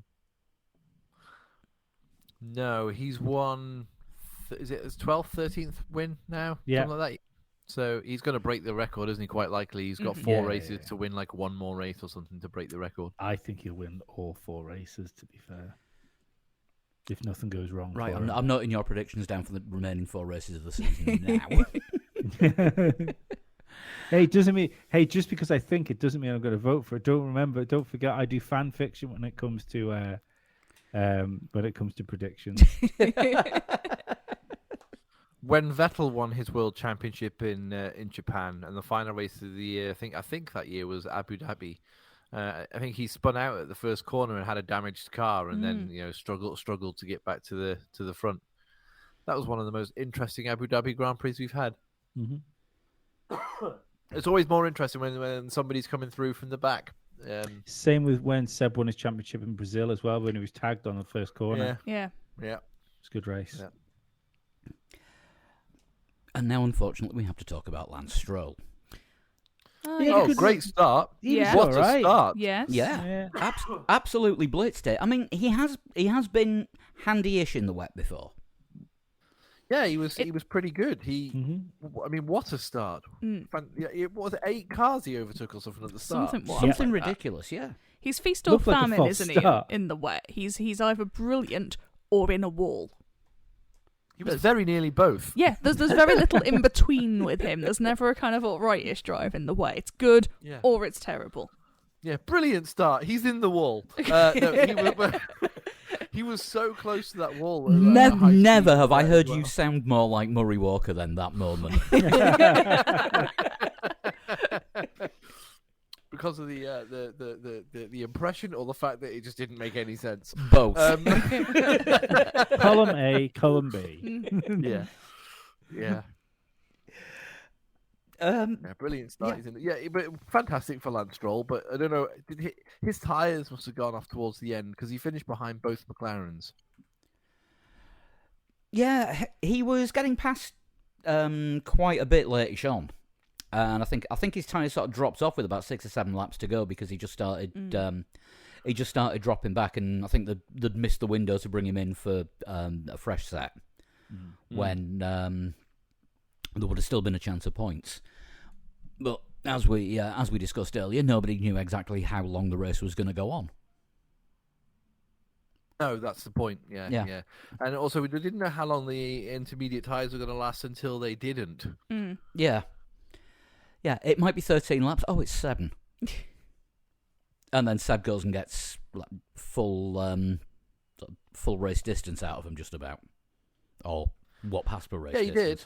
Yeah, he did, but he was Alonso, who was right alongside him, did pit 3-4 laps from the end, and was something ridiculous, like 4 seconds a lap quicker than everyone. Yeah, because I think he was behind Norris when he came out and got past a lot of people, including I think Russell, who had changed tyres, possibly at that point. And I think Russell only had 1 stop.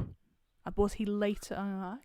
I remember Russell being fast. I remember sort of that they pitted Alonso because Russell was catching him anyway.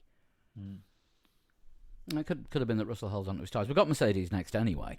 Yeah, I mean, Russell 8th and really kicked off at the pit wall about the way that they brought him in.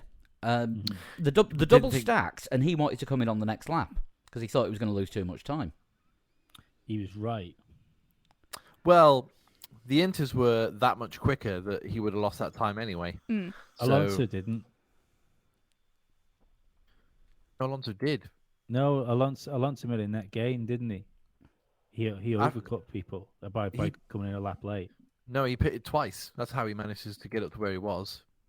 No, but when he did the Alpine didn't double stack. No, no. Yeah, Wait. but when he went round a lap after, Ocon came in. It was a few laps later. I think they they left him out to cover a safety car. Yeah, and didn't he? Was it Daniel Ricciardo he jumped? No, he was already ahead of Ricciardo. It was Alonso, Ricciardo, Schumacher in that order. There was someone he jumped because he definitely because he was in the lead. They brought it up after his pit stop. They brought it up in the commentary that's what Mercedes should have done with Russell. Would it have been For Vettel? Second pit stop. Would it have been Vettel at that point? Because I think was he ahead of Vettel before his second? Maybe, I'm not sure. Yeah, it could have been after his second pit stop, maybe because I can't remember now. I've lost track in my head. Yeah, he was in that last group of 3 that hadn't stopped. And him and Ricciardo came in at the same time, and then Schumacher stayed out for another couple of laps until he got dropped down to about 10th. But we do have Mercedes to talk about before Alpine. Yes. So yeah, Russell complained that they should have kept him out for the extra lap or laps, and he's getting a bit salty over the radio, is George, isn't he? I've noticed that as well. Yeah, I don't hate that as such. I think you need a bit of sort of that edge about you. I think, don't you? Yeah, I think you have to, especially when you're Lewis Hamilton's teammate. Yeah, you can't be the nice guy all the time. No, you either grow that or you become Valtteri Bottas. Yes. Yeah, one thing I've noticed, because obviously I have F1 alerts on my phone, as I'm sure most of us do. I was going to say, that does not make you special. No. Unfortunately, thanks to Google's algorithm, I don't know why, it keeps sending Daily Express F1 alerts. Ooh. And every couple of days, it's George Russell in crisis talks with Mercedes, and I thought, I just don't even want to look at this. That sounds like shite. Do you know what the shit thing is? The Express, back in the mid-2000s, was the best paper to read for Formula One. It was the only reason I get the Express was to read the Formula One bits because when not to read the articles crying about Princess Diana some 20 years ago. Oh, hang on! I've just twigged why the Express have got such a downer on Mercedes. Why? What brand? The Queen is dead. No, what make of car was Diana in? Hang on. What make of car was Diana in? The Daily X Princess strikes back. Jesus. Yeah, it's just a shame though. It's the clickbait articles, aren't they? Yeah, totally. Mm-hmm. Yeah, it's shit. I mean, they're completely missing the point with Migs. It's like, F1 alerts, Express, Autosport. I'll go for Autosport. Yeah. Oh, you mean the motoring journalists? They're the ones. You know, I'm sure that there are competent F1 journalists at the Express who are having their words mangled by sub-editors. Unfortunately, they're writing cooking articles. But yeah, it's good. It's good to hear the salty George radio messages. Although, how long before he complains that he's always on the radio again? Yeah, again, I mean, we used to say this before, didn't we, with Jenson Button and the no grip thing. You do always have to think to yourself, how much of this is creative editing on the side of the TV directors? Oh yeah, definitely. Yeah. So fuck, I don't know, but I mean, I know what you mean though. It's like there's, I wonder whether it's Mercedes looked for like a hot minute like they were going to be that they were going to come good. Something was going to happen with that car, but they seem to have fallen, don't they? If they've fallen back into the pack a little bit, so I wonder how much of that's kind of some frustration. Yeah, I mean, even as late as Friday, it looked like they were going to come good with that car. Well, this was supposed to be it, wasn't it? It was supposed to be here in Austin. Was the I mean, coming out of the Brazil, season you break, and Austin, like the pundits were saying, it was a good chance for Mercedes to. Well, I mean, coming out of summer break and into these races was that's the best chance of the win if there's going to be one. I mean, you can clearly see now there is absolutely no chance without huge shenanigans of a Mercedes winning a race this year.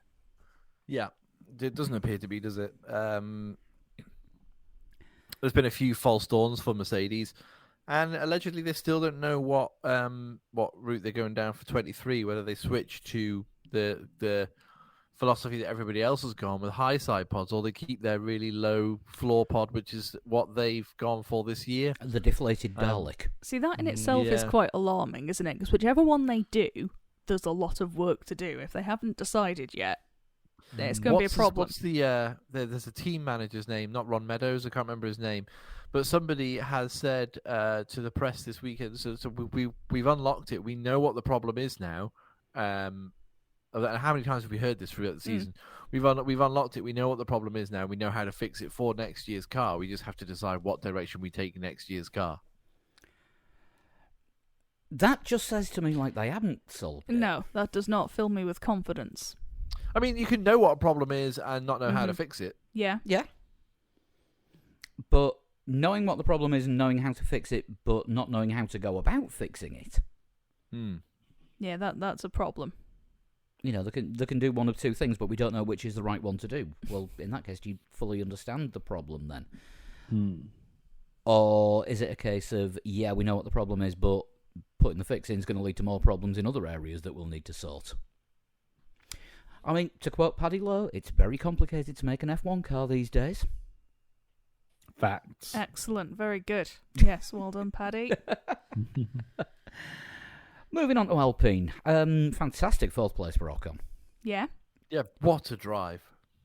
Yeah, and I What think a drive. really had to defend, didn't he, against Lewis towards the end? It was some good stuff from Ocon. He had better straight line speed. I think Mercedes were running a little bit extra downforce, expecting to have to use it in the wet, but everybody else just had the grip anyway. So he was getting close to all the corners, but then as soon as it came to the straights, Ocon, had to have his wits about him and just keep his foot planted to the floor. And he defended in Japan. So I would say that was a similar performance to what Alonso did in Hungary last year to Lewis Hamilton. Yeah, I'd definitely go along with that. I mean, one thing that was very clear was the run up to and from 130R. Just the amount of extra pace that Ocon had once Lewis got out his slipstream, and you could see the distance he was putting between them straight away. I think the other thing to say there as well is that it's not. I know the Mercedes has been off this year, but it's always very near being better than an Alpine. Especially as soon as they sorted the porpoising problem out. So for Ocon to hold back Lewis Hamilton in a albeit off-color Mercedes, but still a Mercedes in the wet, that's a performance. It is. He is particularly good on tyres, Ocon, which I think has probably helped him here. That he's been able to defend hard, but also keep his tyres good enough to have the pace. Yeah. I think Interesting. Sorry. I just wonder how much of this, or how much of his upturn in form has been like having to have Alonso as a teammate as well, because you are very much in a sink or swim situation when you have Fernando Alonso as a teammate. I think he's done really well this year, Esteban Ocon. I think he's done all right. Yeah, and I'm interested to see how he's going to do next year when he's leading that team with Pierre Gasly as his teammate. And there is about as much beef between them two as an entire Bovril factory. I think it's a proper misstep for Alpine to be left with those two drivers. In what respect? They have got a team of very competent number two drivers. They are both unproven as team leaders, aren't they? Which is potentially the thing messy. is, though, you've got to start as a team leader somewhere. Yeah. Lando Norris is leading McLaren now, and he was unproven as a team leader. So no, but that's the thing. I think you could see it. I think you could see in Lando that there was Ocon's been around a bit, Gasly's been around a bit. Ocon has more points in the championship than Alonso at the moment, so he is actually leading the team this year. Oh, I mean, you can say numbers, but we know Alonso's issues, especially like retirements this year. I just don't see it. To me, it's like the Alpine is supposed to be a works team, and they're fielding a Force India lineup. If you want to, who else would you put in that car? If I was Alpine, I'd have took Daniel Ricciardo back for a year. No, if you were Alpine, you wouldn't have let Alonso go in the first place. No, absolutely not. I think that was fucking. It was ridiculous. That the Alpine's problem has been, and don't get me wrong, Ocon did a great job this weekend, and he's a decent Formula One driver.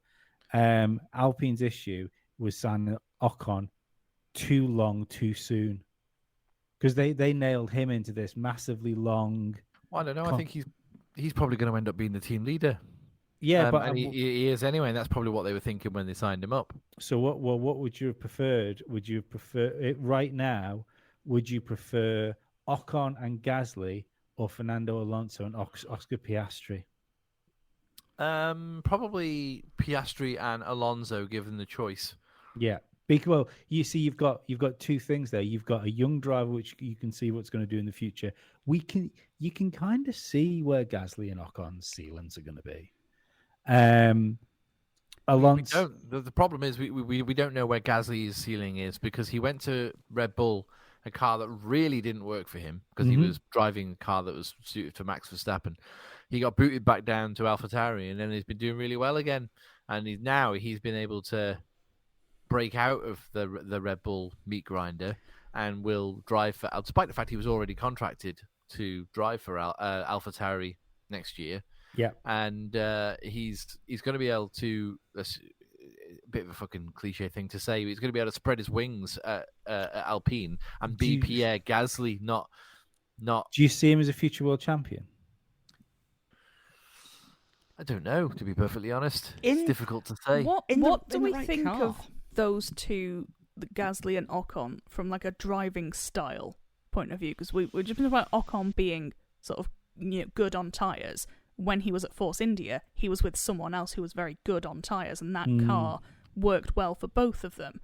Whereas I don't think of Gasly as being someone who is gentle on the tyres. I think of him as being a bit more ragged. Yeah. And if you've got two drivers who are very different, one of them at least is on for a bad year. Yeah, and I think that's what we've got, actually, now you mentioned it. They are quite different drivers. So one of them is likely to have a poor 23.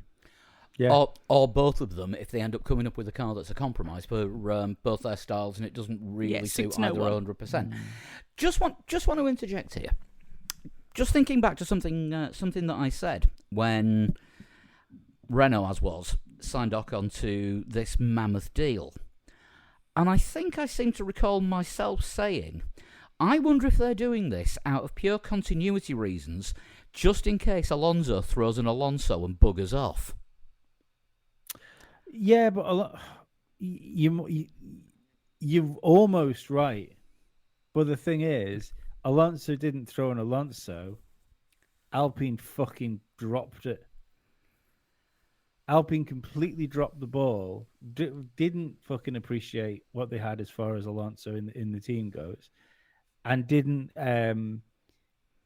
even consider the fact that the guy which they had hanging around to fill the seat would move on and go somewhere else because they'd dropped that ball as well. I mean, Alpine's contract department is staffed entirely by Lego figures.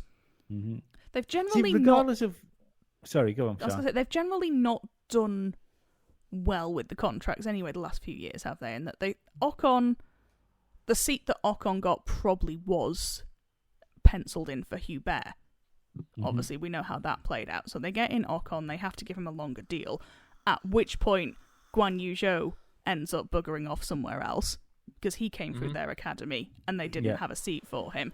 Then they obviously lose a year of Piastri, at which point he's gone, well, I see 2 drivers that are going to be around next year, so I'm going to go somewhere else. And don't forget, in the meantime, they managed to lose Jack Aitken as well. Lost Jack Aitken as well. Mm-hmm. They've then... Alonso has left and they've not even realised that Piastri has been so neglected that he's gone as well. And now they've got Jack Doohan, I think, is their next best offering. Yeah. I think they've just... You could see there was an...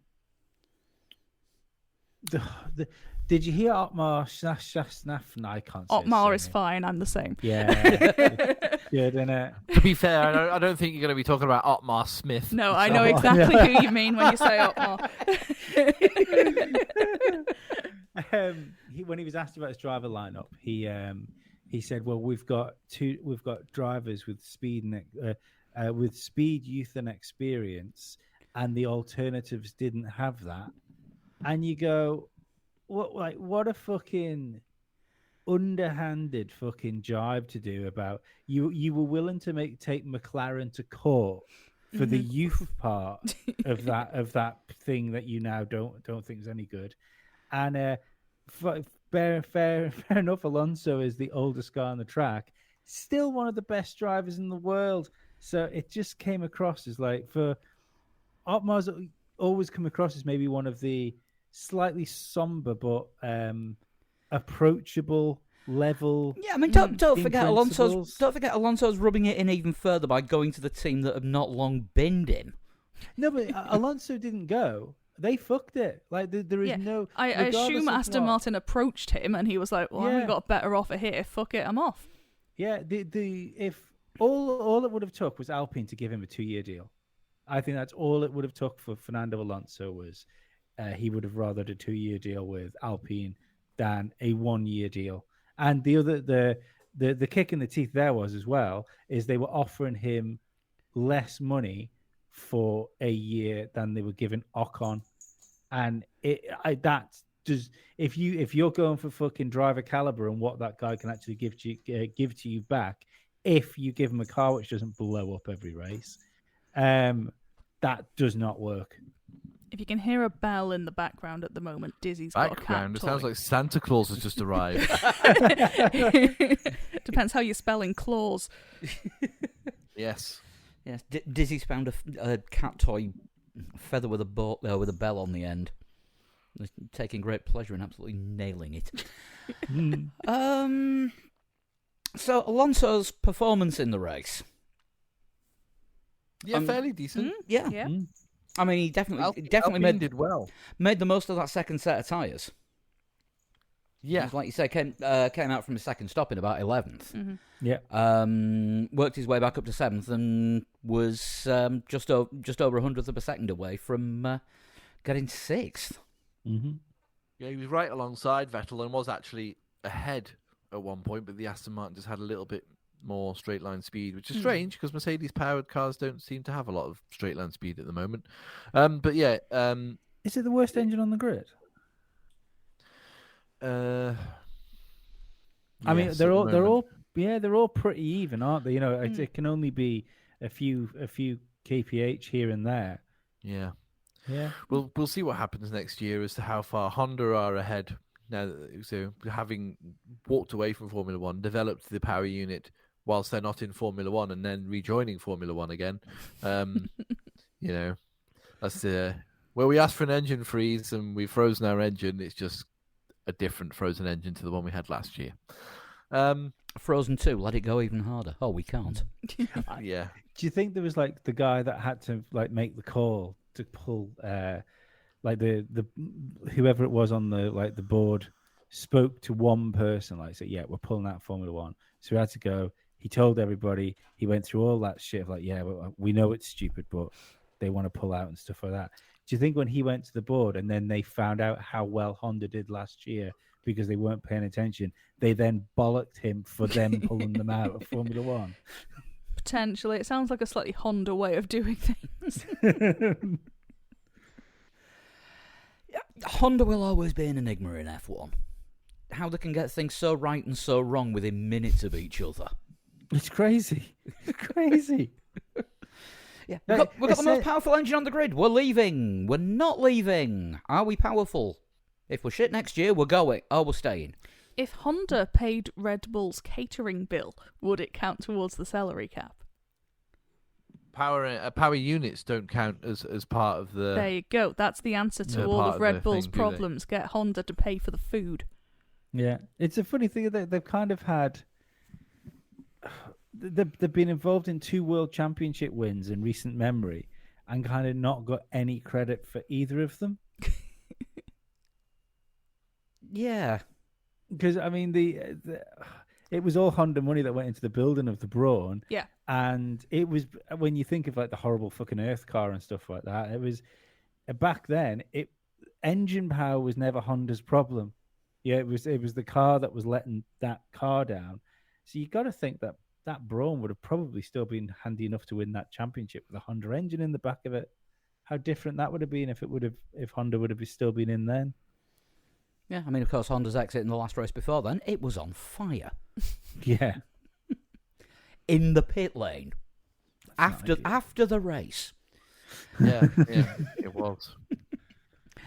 Right, we'll do the top 2 teams as usual. Talk about Sainz first because he had the shortest of all races. Yes. Start was nothing bad, nothing spectacular, nice and solid. Unfortunately, his grip levels weren't. Oh, that's one thing we didn't mention about Vettel. Was running last before the safety car because he spun out on turn 1. He got a helping hand, didn't he?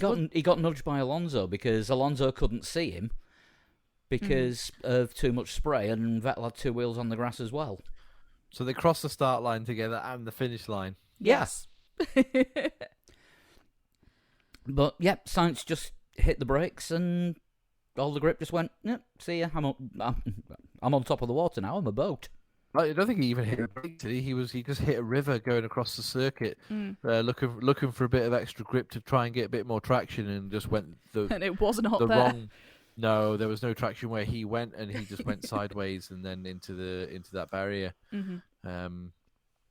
Very lucky not to ironically, anyone. Ironically, some of the barriers went further on the track than he did. Yes, when Pierre Gasly collected even before Gasly hit that one. I think there's going to be an inquiry into how those barriers actually came away from the wall, because that's not meant to happen. Yeah, it wasn't the hardest hit we've ever seen into a wall. You know what I mean? Okay, they might be tethered, but they did snap. But even still, are they not tethered enough to? They shouldn't be moving after that amount of shunting. Yeah. No, not really. But especially not coming back out into the circuit. Yeah. No. I mean, shame for Sainz because he's been looking okay, but it's just another early exit for him. It's not come to him this year, has it? No, it hasn't. No, he's just been participating. No, he said after qualifying that he said after qualifying that's like the 4th time this season I've been half a tenth off pole. Mm-hmm. He said, I know where I can find this extra half a tenth. It's just, Well, then do it, Carlos. Well, Yeah. no, well, Vamos! that's the lap, and that's the lap you've got to you qualified with. Even if you're on pole, I'm sure the guy on pole's probably like, I probably could have gone a bit quicker. Mm-hmm. But the worrying thing about him has been race pace, though. Yeah, I mean, Leclerc and Verstappen, even they disappeared, didn't they? Not for the first time this season. Those two just vanished off into the distance completely and left Perez and Sainz and everybody else behind, just literally seconds behind. Verstappen's winning margin was like 28 seconds in 28 laps. Or It something was ridiculous like obscene. that. Yeah, I mean, I think about 5 laps into the restart, it was already 7 seconds ahead, and Leclerc was 7 seconds ahead of Perez. Because he wanted to do like an extra pit stop, didn't he, at one point, because he had it. Yeah. Yeah, moving on to Leclerc. Now, this is one where you've got to look at stewarding decisions and the time taken over recent races. The stewards were very quick to give him the penalty. And the inconsistency there is, well, what about the 2 hours it took to confirm Perez as the winner in Singapore? I guess in this instance, it was simple, wasn't it? It was very obvious. He went off the track. He blatantly did not get that disadvantage. Yeah. I don't think there was much arguing to be done over that one. Yeah, I also don't think he helped himself by sort of squeezing Perez after he rejoined. No. And I think that's what sort of pushed the stewards towards that decision. Yeah, I don't think they needed to hear from It's both the right drivers. decision. Yeah. Oh, it was definitely the right decision. It was the right decision in both cases. But it's just very odd when the stewards can take time for one decision like that and not for another. Yeah, I think it's that leaving the track and gaining a lasting advantage was pretty obvious, wasn't it? Yeah. I mean, as soon as he did it, between then and crossing the finish line, it was like he's going to lose that place. You know, I was convinced. Mm-hmm.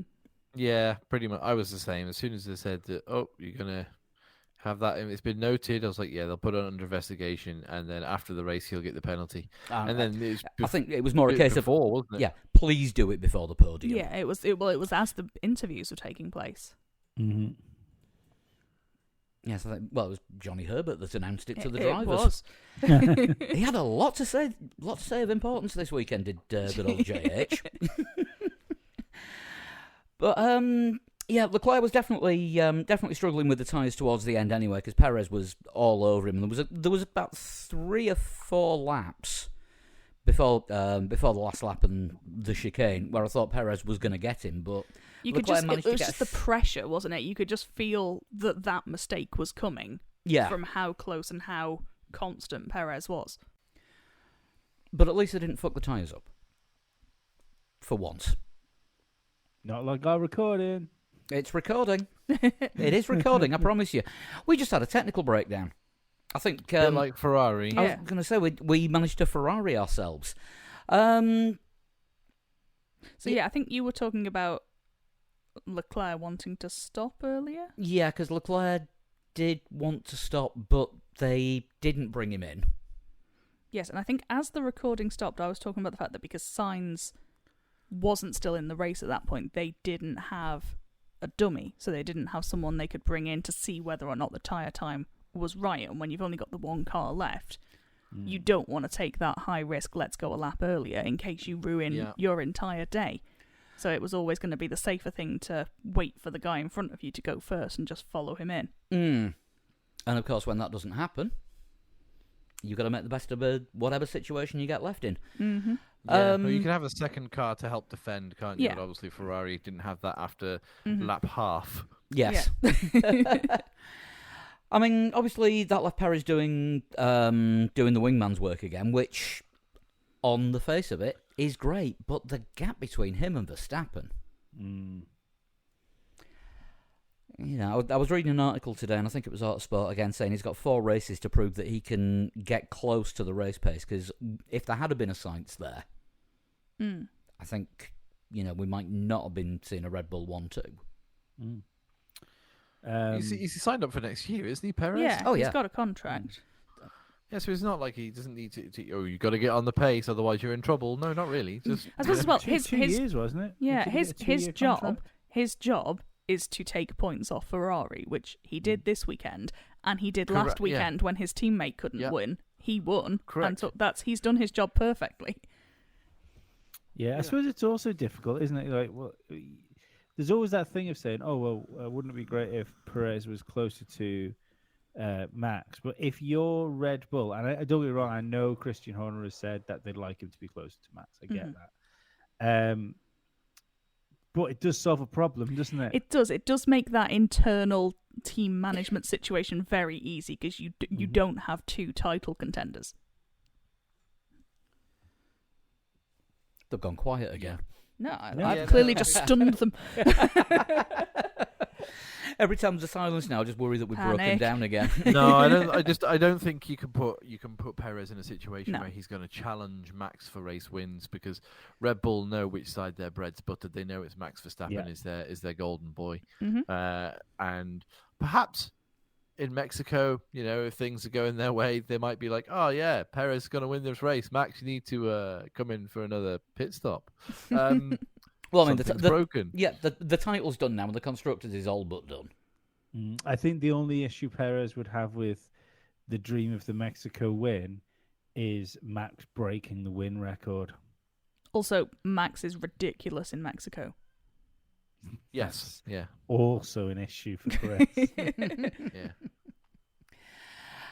But then, moving on to Max, I mean, that is the kind of performance that would clinch a world championship. Yeah. And if he'd known he was world champion when he finished the race, then that was a great way to do it. Just driving off into the distance and destroying the competition.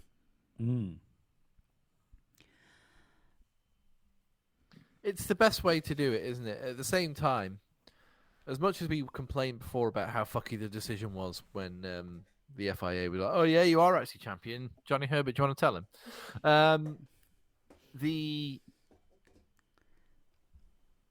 It was a champion's drive. There's nobody else this season who deserves a championship.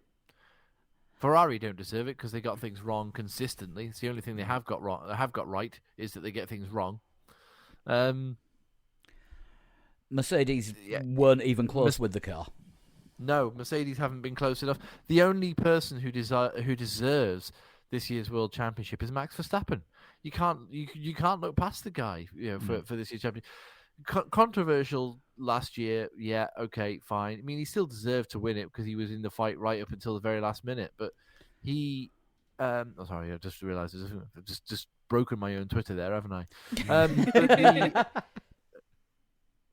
He's been in a class of one for most of this year, and he's rightfully deserving the championship. He is out there on his own. Yeah, I mean, the fastest driver and the fastest car. It was his to lose. I think we sort of realised that from about France onwards. Well, Ferrari put up a fight early season, didn't they? But it's since probably, I would say probably even before France, it's just looked like... Was it Miami? Did Leclerc shove it in a wall in Miami? I think that might be the point where we're like, nah, he's not quite he definitely put it in a wall in France, but yeah. Or there was Imola as well, where he... Imola was quite early on, though, wasn't it, still? Although I think that's when Lee wrote him off. He's not denying it. But yeah, I mean, it's been Max's. Max has had one hand on that title all season, and rightfully so. I won't say he's been 100% faultless this year, but it's been one of the most dominating seasons that we've seen from any driver. Yeah, pretty much. And as I said before, you can't argue with the numbers. No. If he breaks a record for the amount of wins, yes, okay, we've had more races this year than we have in those other seasons where that record was, broken and equaled. But take the opportunities that come your way. You've got to, and it's a phenomenal season, a phenomenal performance from Max Verstappen. It's insane the level of performance that Red Bull and Max have got at the moment. We thought maybe the flex floor mid-season might hold them back. It made them stronger. So, off they go, Red Bull.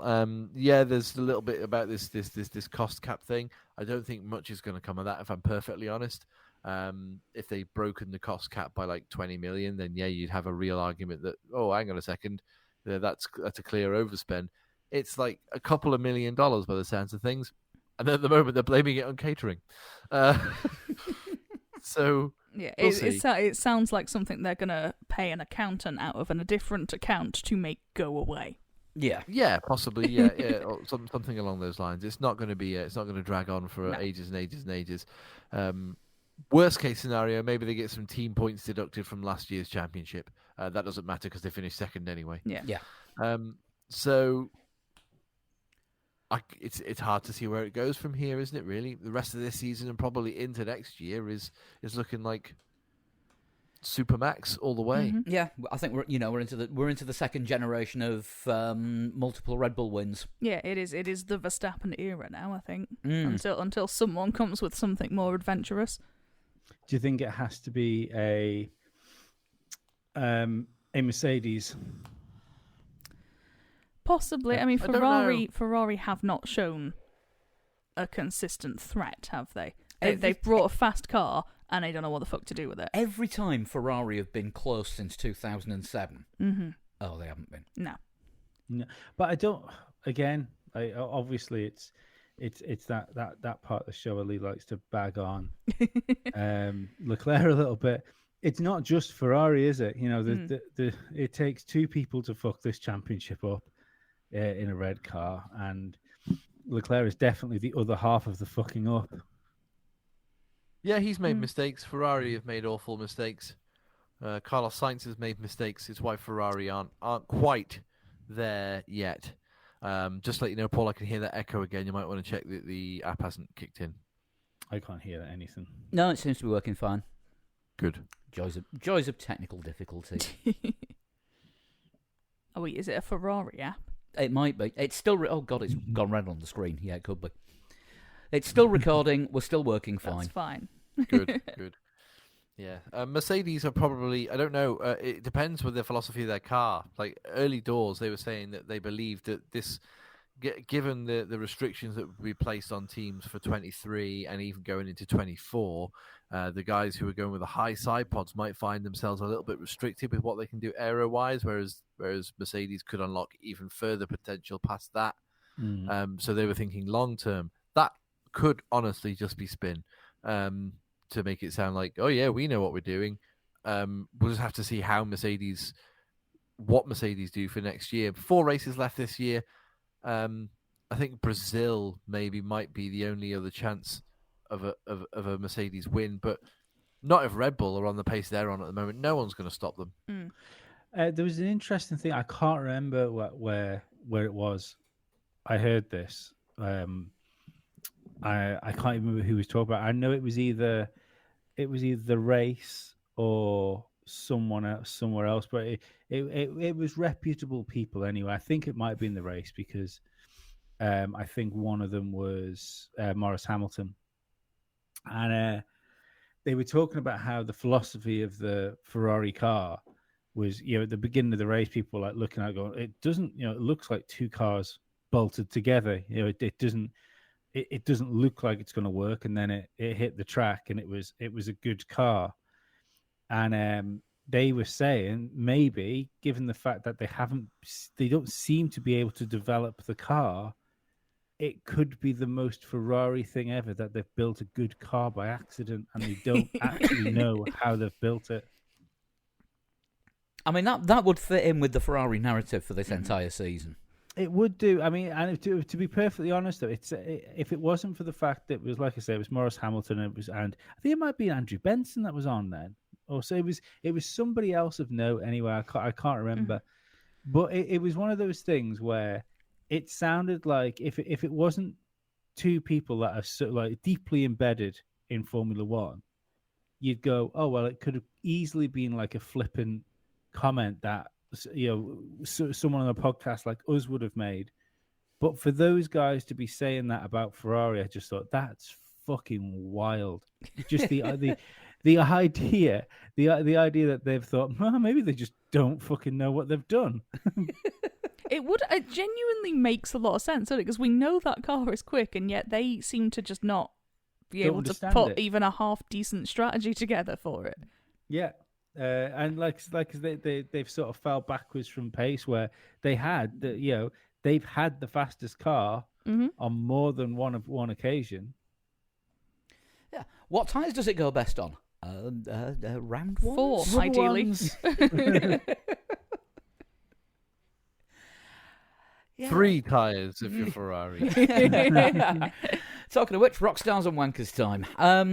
Our mate Wings Triumphant has sent me his usual post-race list to save us doing the thinking. But we will no doubt add to it or take away. But he has suggested the Japanese fans for being patient and being so hyped even after all the rain and cold. We've already said that. Just in general, Yeah. absolutely. Japanese fan, great to see them back in Formula One after 3 years since the last time we saw them. But yeah, fantastic for Formula One to be back in Japan. The only reason I'd ever go to Japan, I think, to be perfectly honest. Yeah, I think so. Me too. Although I'd probably spend an absolute fortune buying albums over there because Japanese albums always have extra tracks on. It would just be dead weird not getting up at 5 o'clock to go and watch the race. You could go to Japan and stay on European time. That'd be pointless. No, that does not sound reasonable. Give that a miss. What else have we got? Max, obviously, for an utterly dominant drive, and he's put this in caps, 2 times world champion. Mm-hmm. Yes, 100%. Yeah. Perez and Alonso for hounding down the field in the closing laps. Yep. Yeah. Perez, Alonso pitted. Perez was 8 seconds behind Leclerc at some point, so he gets that. Ocon for an incredible defensive drive against Hamilton. Yep. Latifi for getting up to 20th place in a 20-driver championship. Yep. Vettel from his spin to P6. Yep.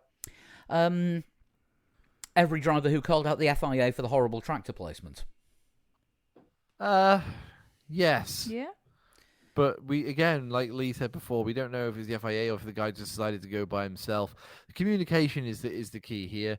And it's procedural more than anything. It needs to be, like we said, somebody needs to be able to, from race control, needs to be able to speak directly to all of the drivers at the same time. Yeah, and one thing that we didn't talk about on the Rockstar column, Liberty for trying to communicate to us through graphics the entire time that yes, full points were actually getting awarded, which is a fair point. The problem is, or 25. I think the problem is we just saw that and went, well, they've got that wrong. Because that's Yeah. usually how these things go. Yeah, I'm surprised nobody Yeah. made a joke about, oh yeah, it's full points. Yeah, first name, last name's going to score 25. I like the Yeah. fact that it's like some sort of American TV show where all of all communications coming from Formula One must come in the form of a question. Red Max flag? Verstappen is within. I'm surprised we didn't get an AWS striking distance of the World Championship in 2 laps' time. Battle forecast. Yep. Wanker's list. Whoever gave the signal to release the tractor on the track before it was safe. Yeah. I think just the whole tractor The whole situation. tractor scenario. He said Tractor gate. Yeah, he said every race commentator around the world were playing a game of telephone and echoing that it was half points when Liberty's graphics kept saying otherwise. I'm going to dispute that one. I am going to say, why didn't it get pointed out to the producers. the producers that it was going to be full points? Even F1 TV thought it was going to be half points. Yeah. I think communication in general on the wanker list this week. The tractor communication, points communication, throw a lot of it on there. Yeah. Yeah. The weather for getting in the way of the return to Japan. Yeah, it would have been nice to have a full race. Yeah, it's always tricky, isn't it? Because weather does always spice it up a bit. But also, yeah, you want a few more than 28 laps. Yeah.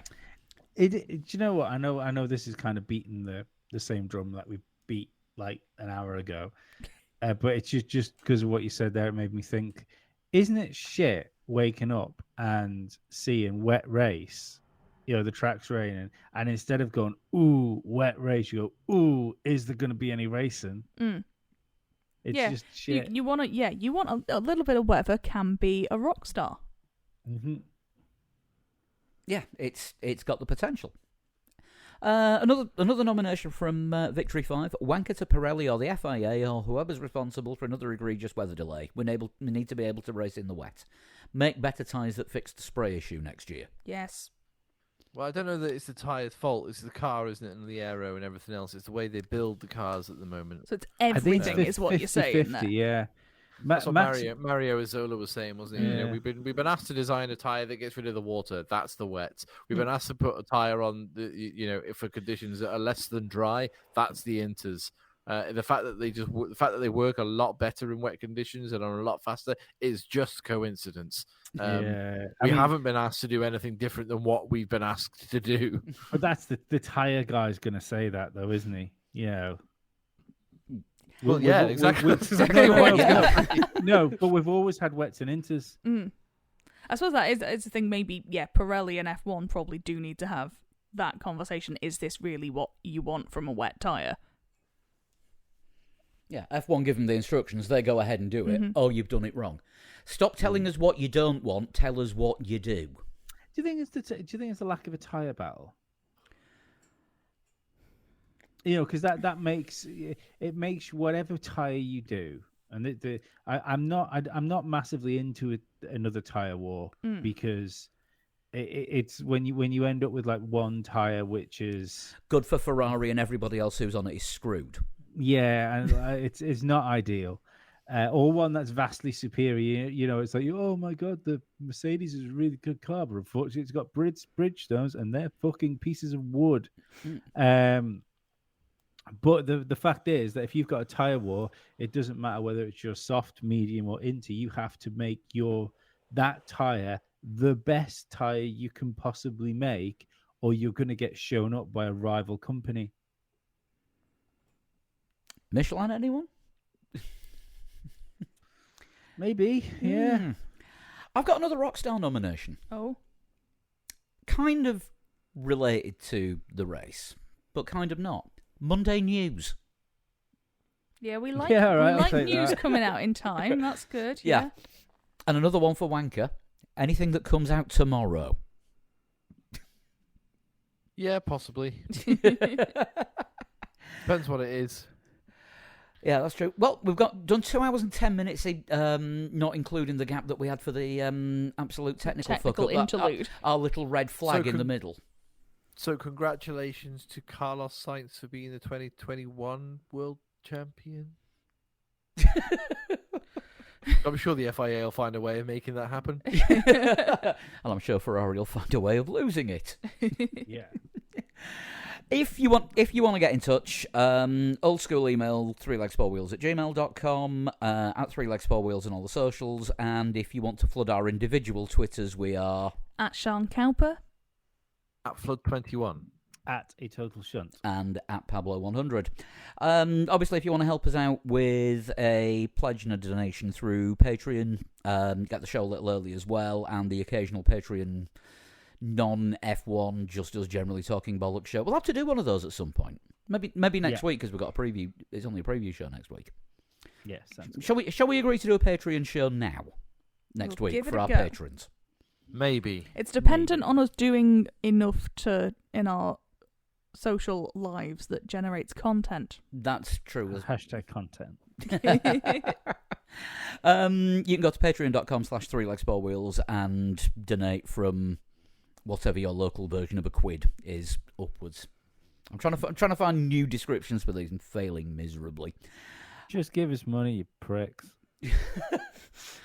That's one way of doing it, yeah. It's essentially what we're saying here. We will be back next week, and it's the start of a double header on next week's preview show, because we have Austin and Mexico, two pretty good races. Usually. Just cursed them, haven't we? Austin's probably my favourite race of the year now. Ooh, it's got a lot to live up to. We will see you next week. All right, bye-bye. Bye. Bye.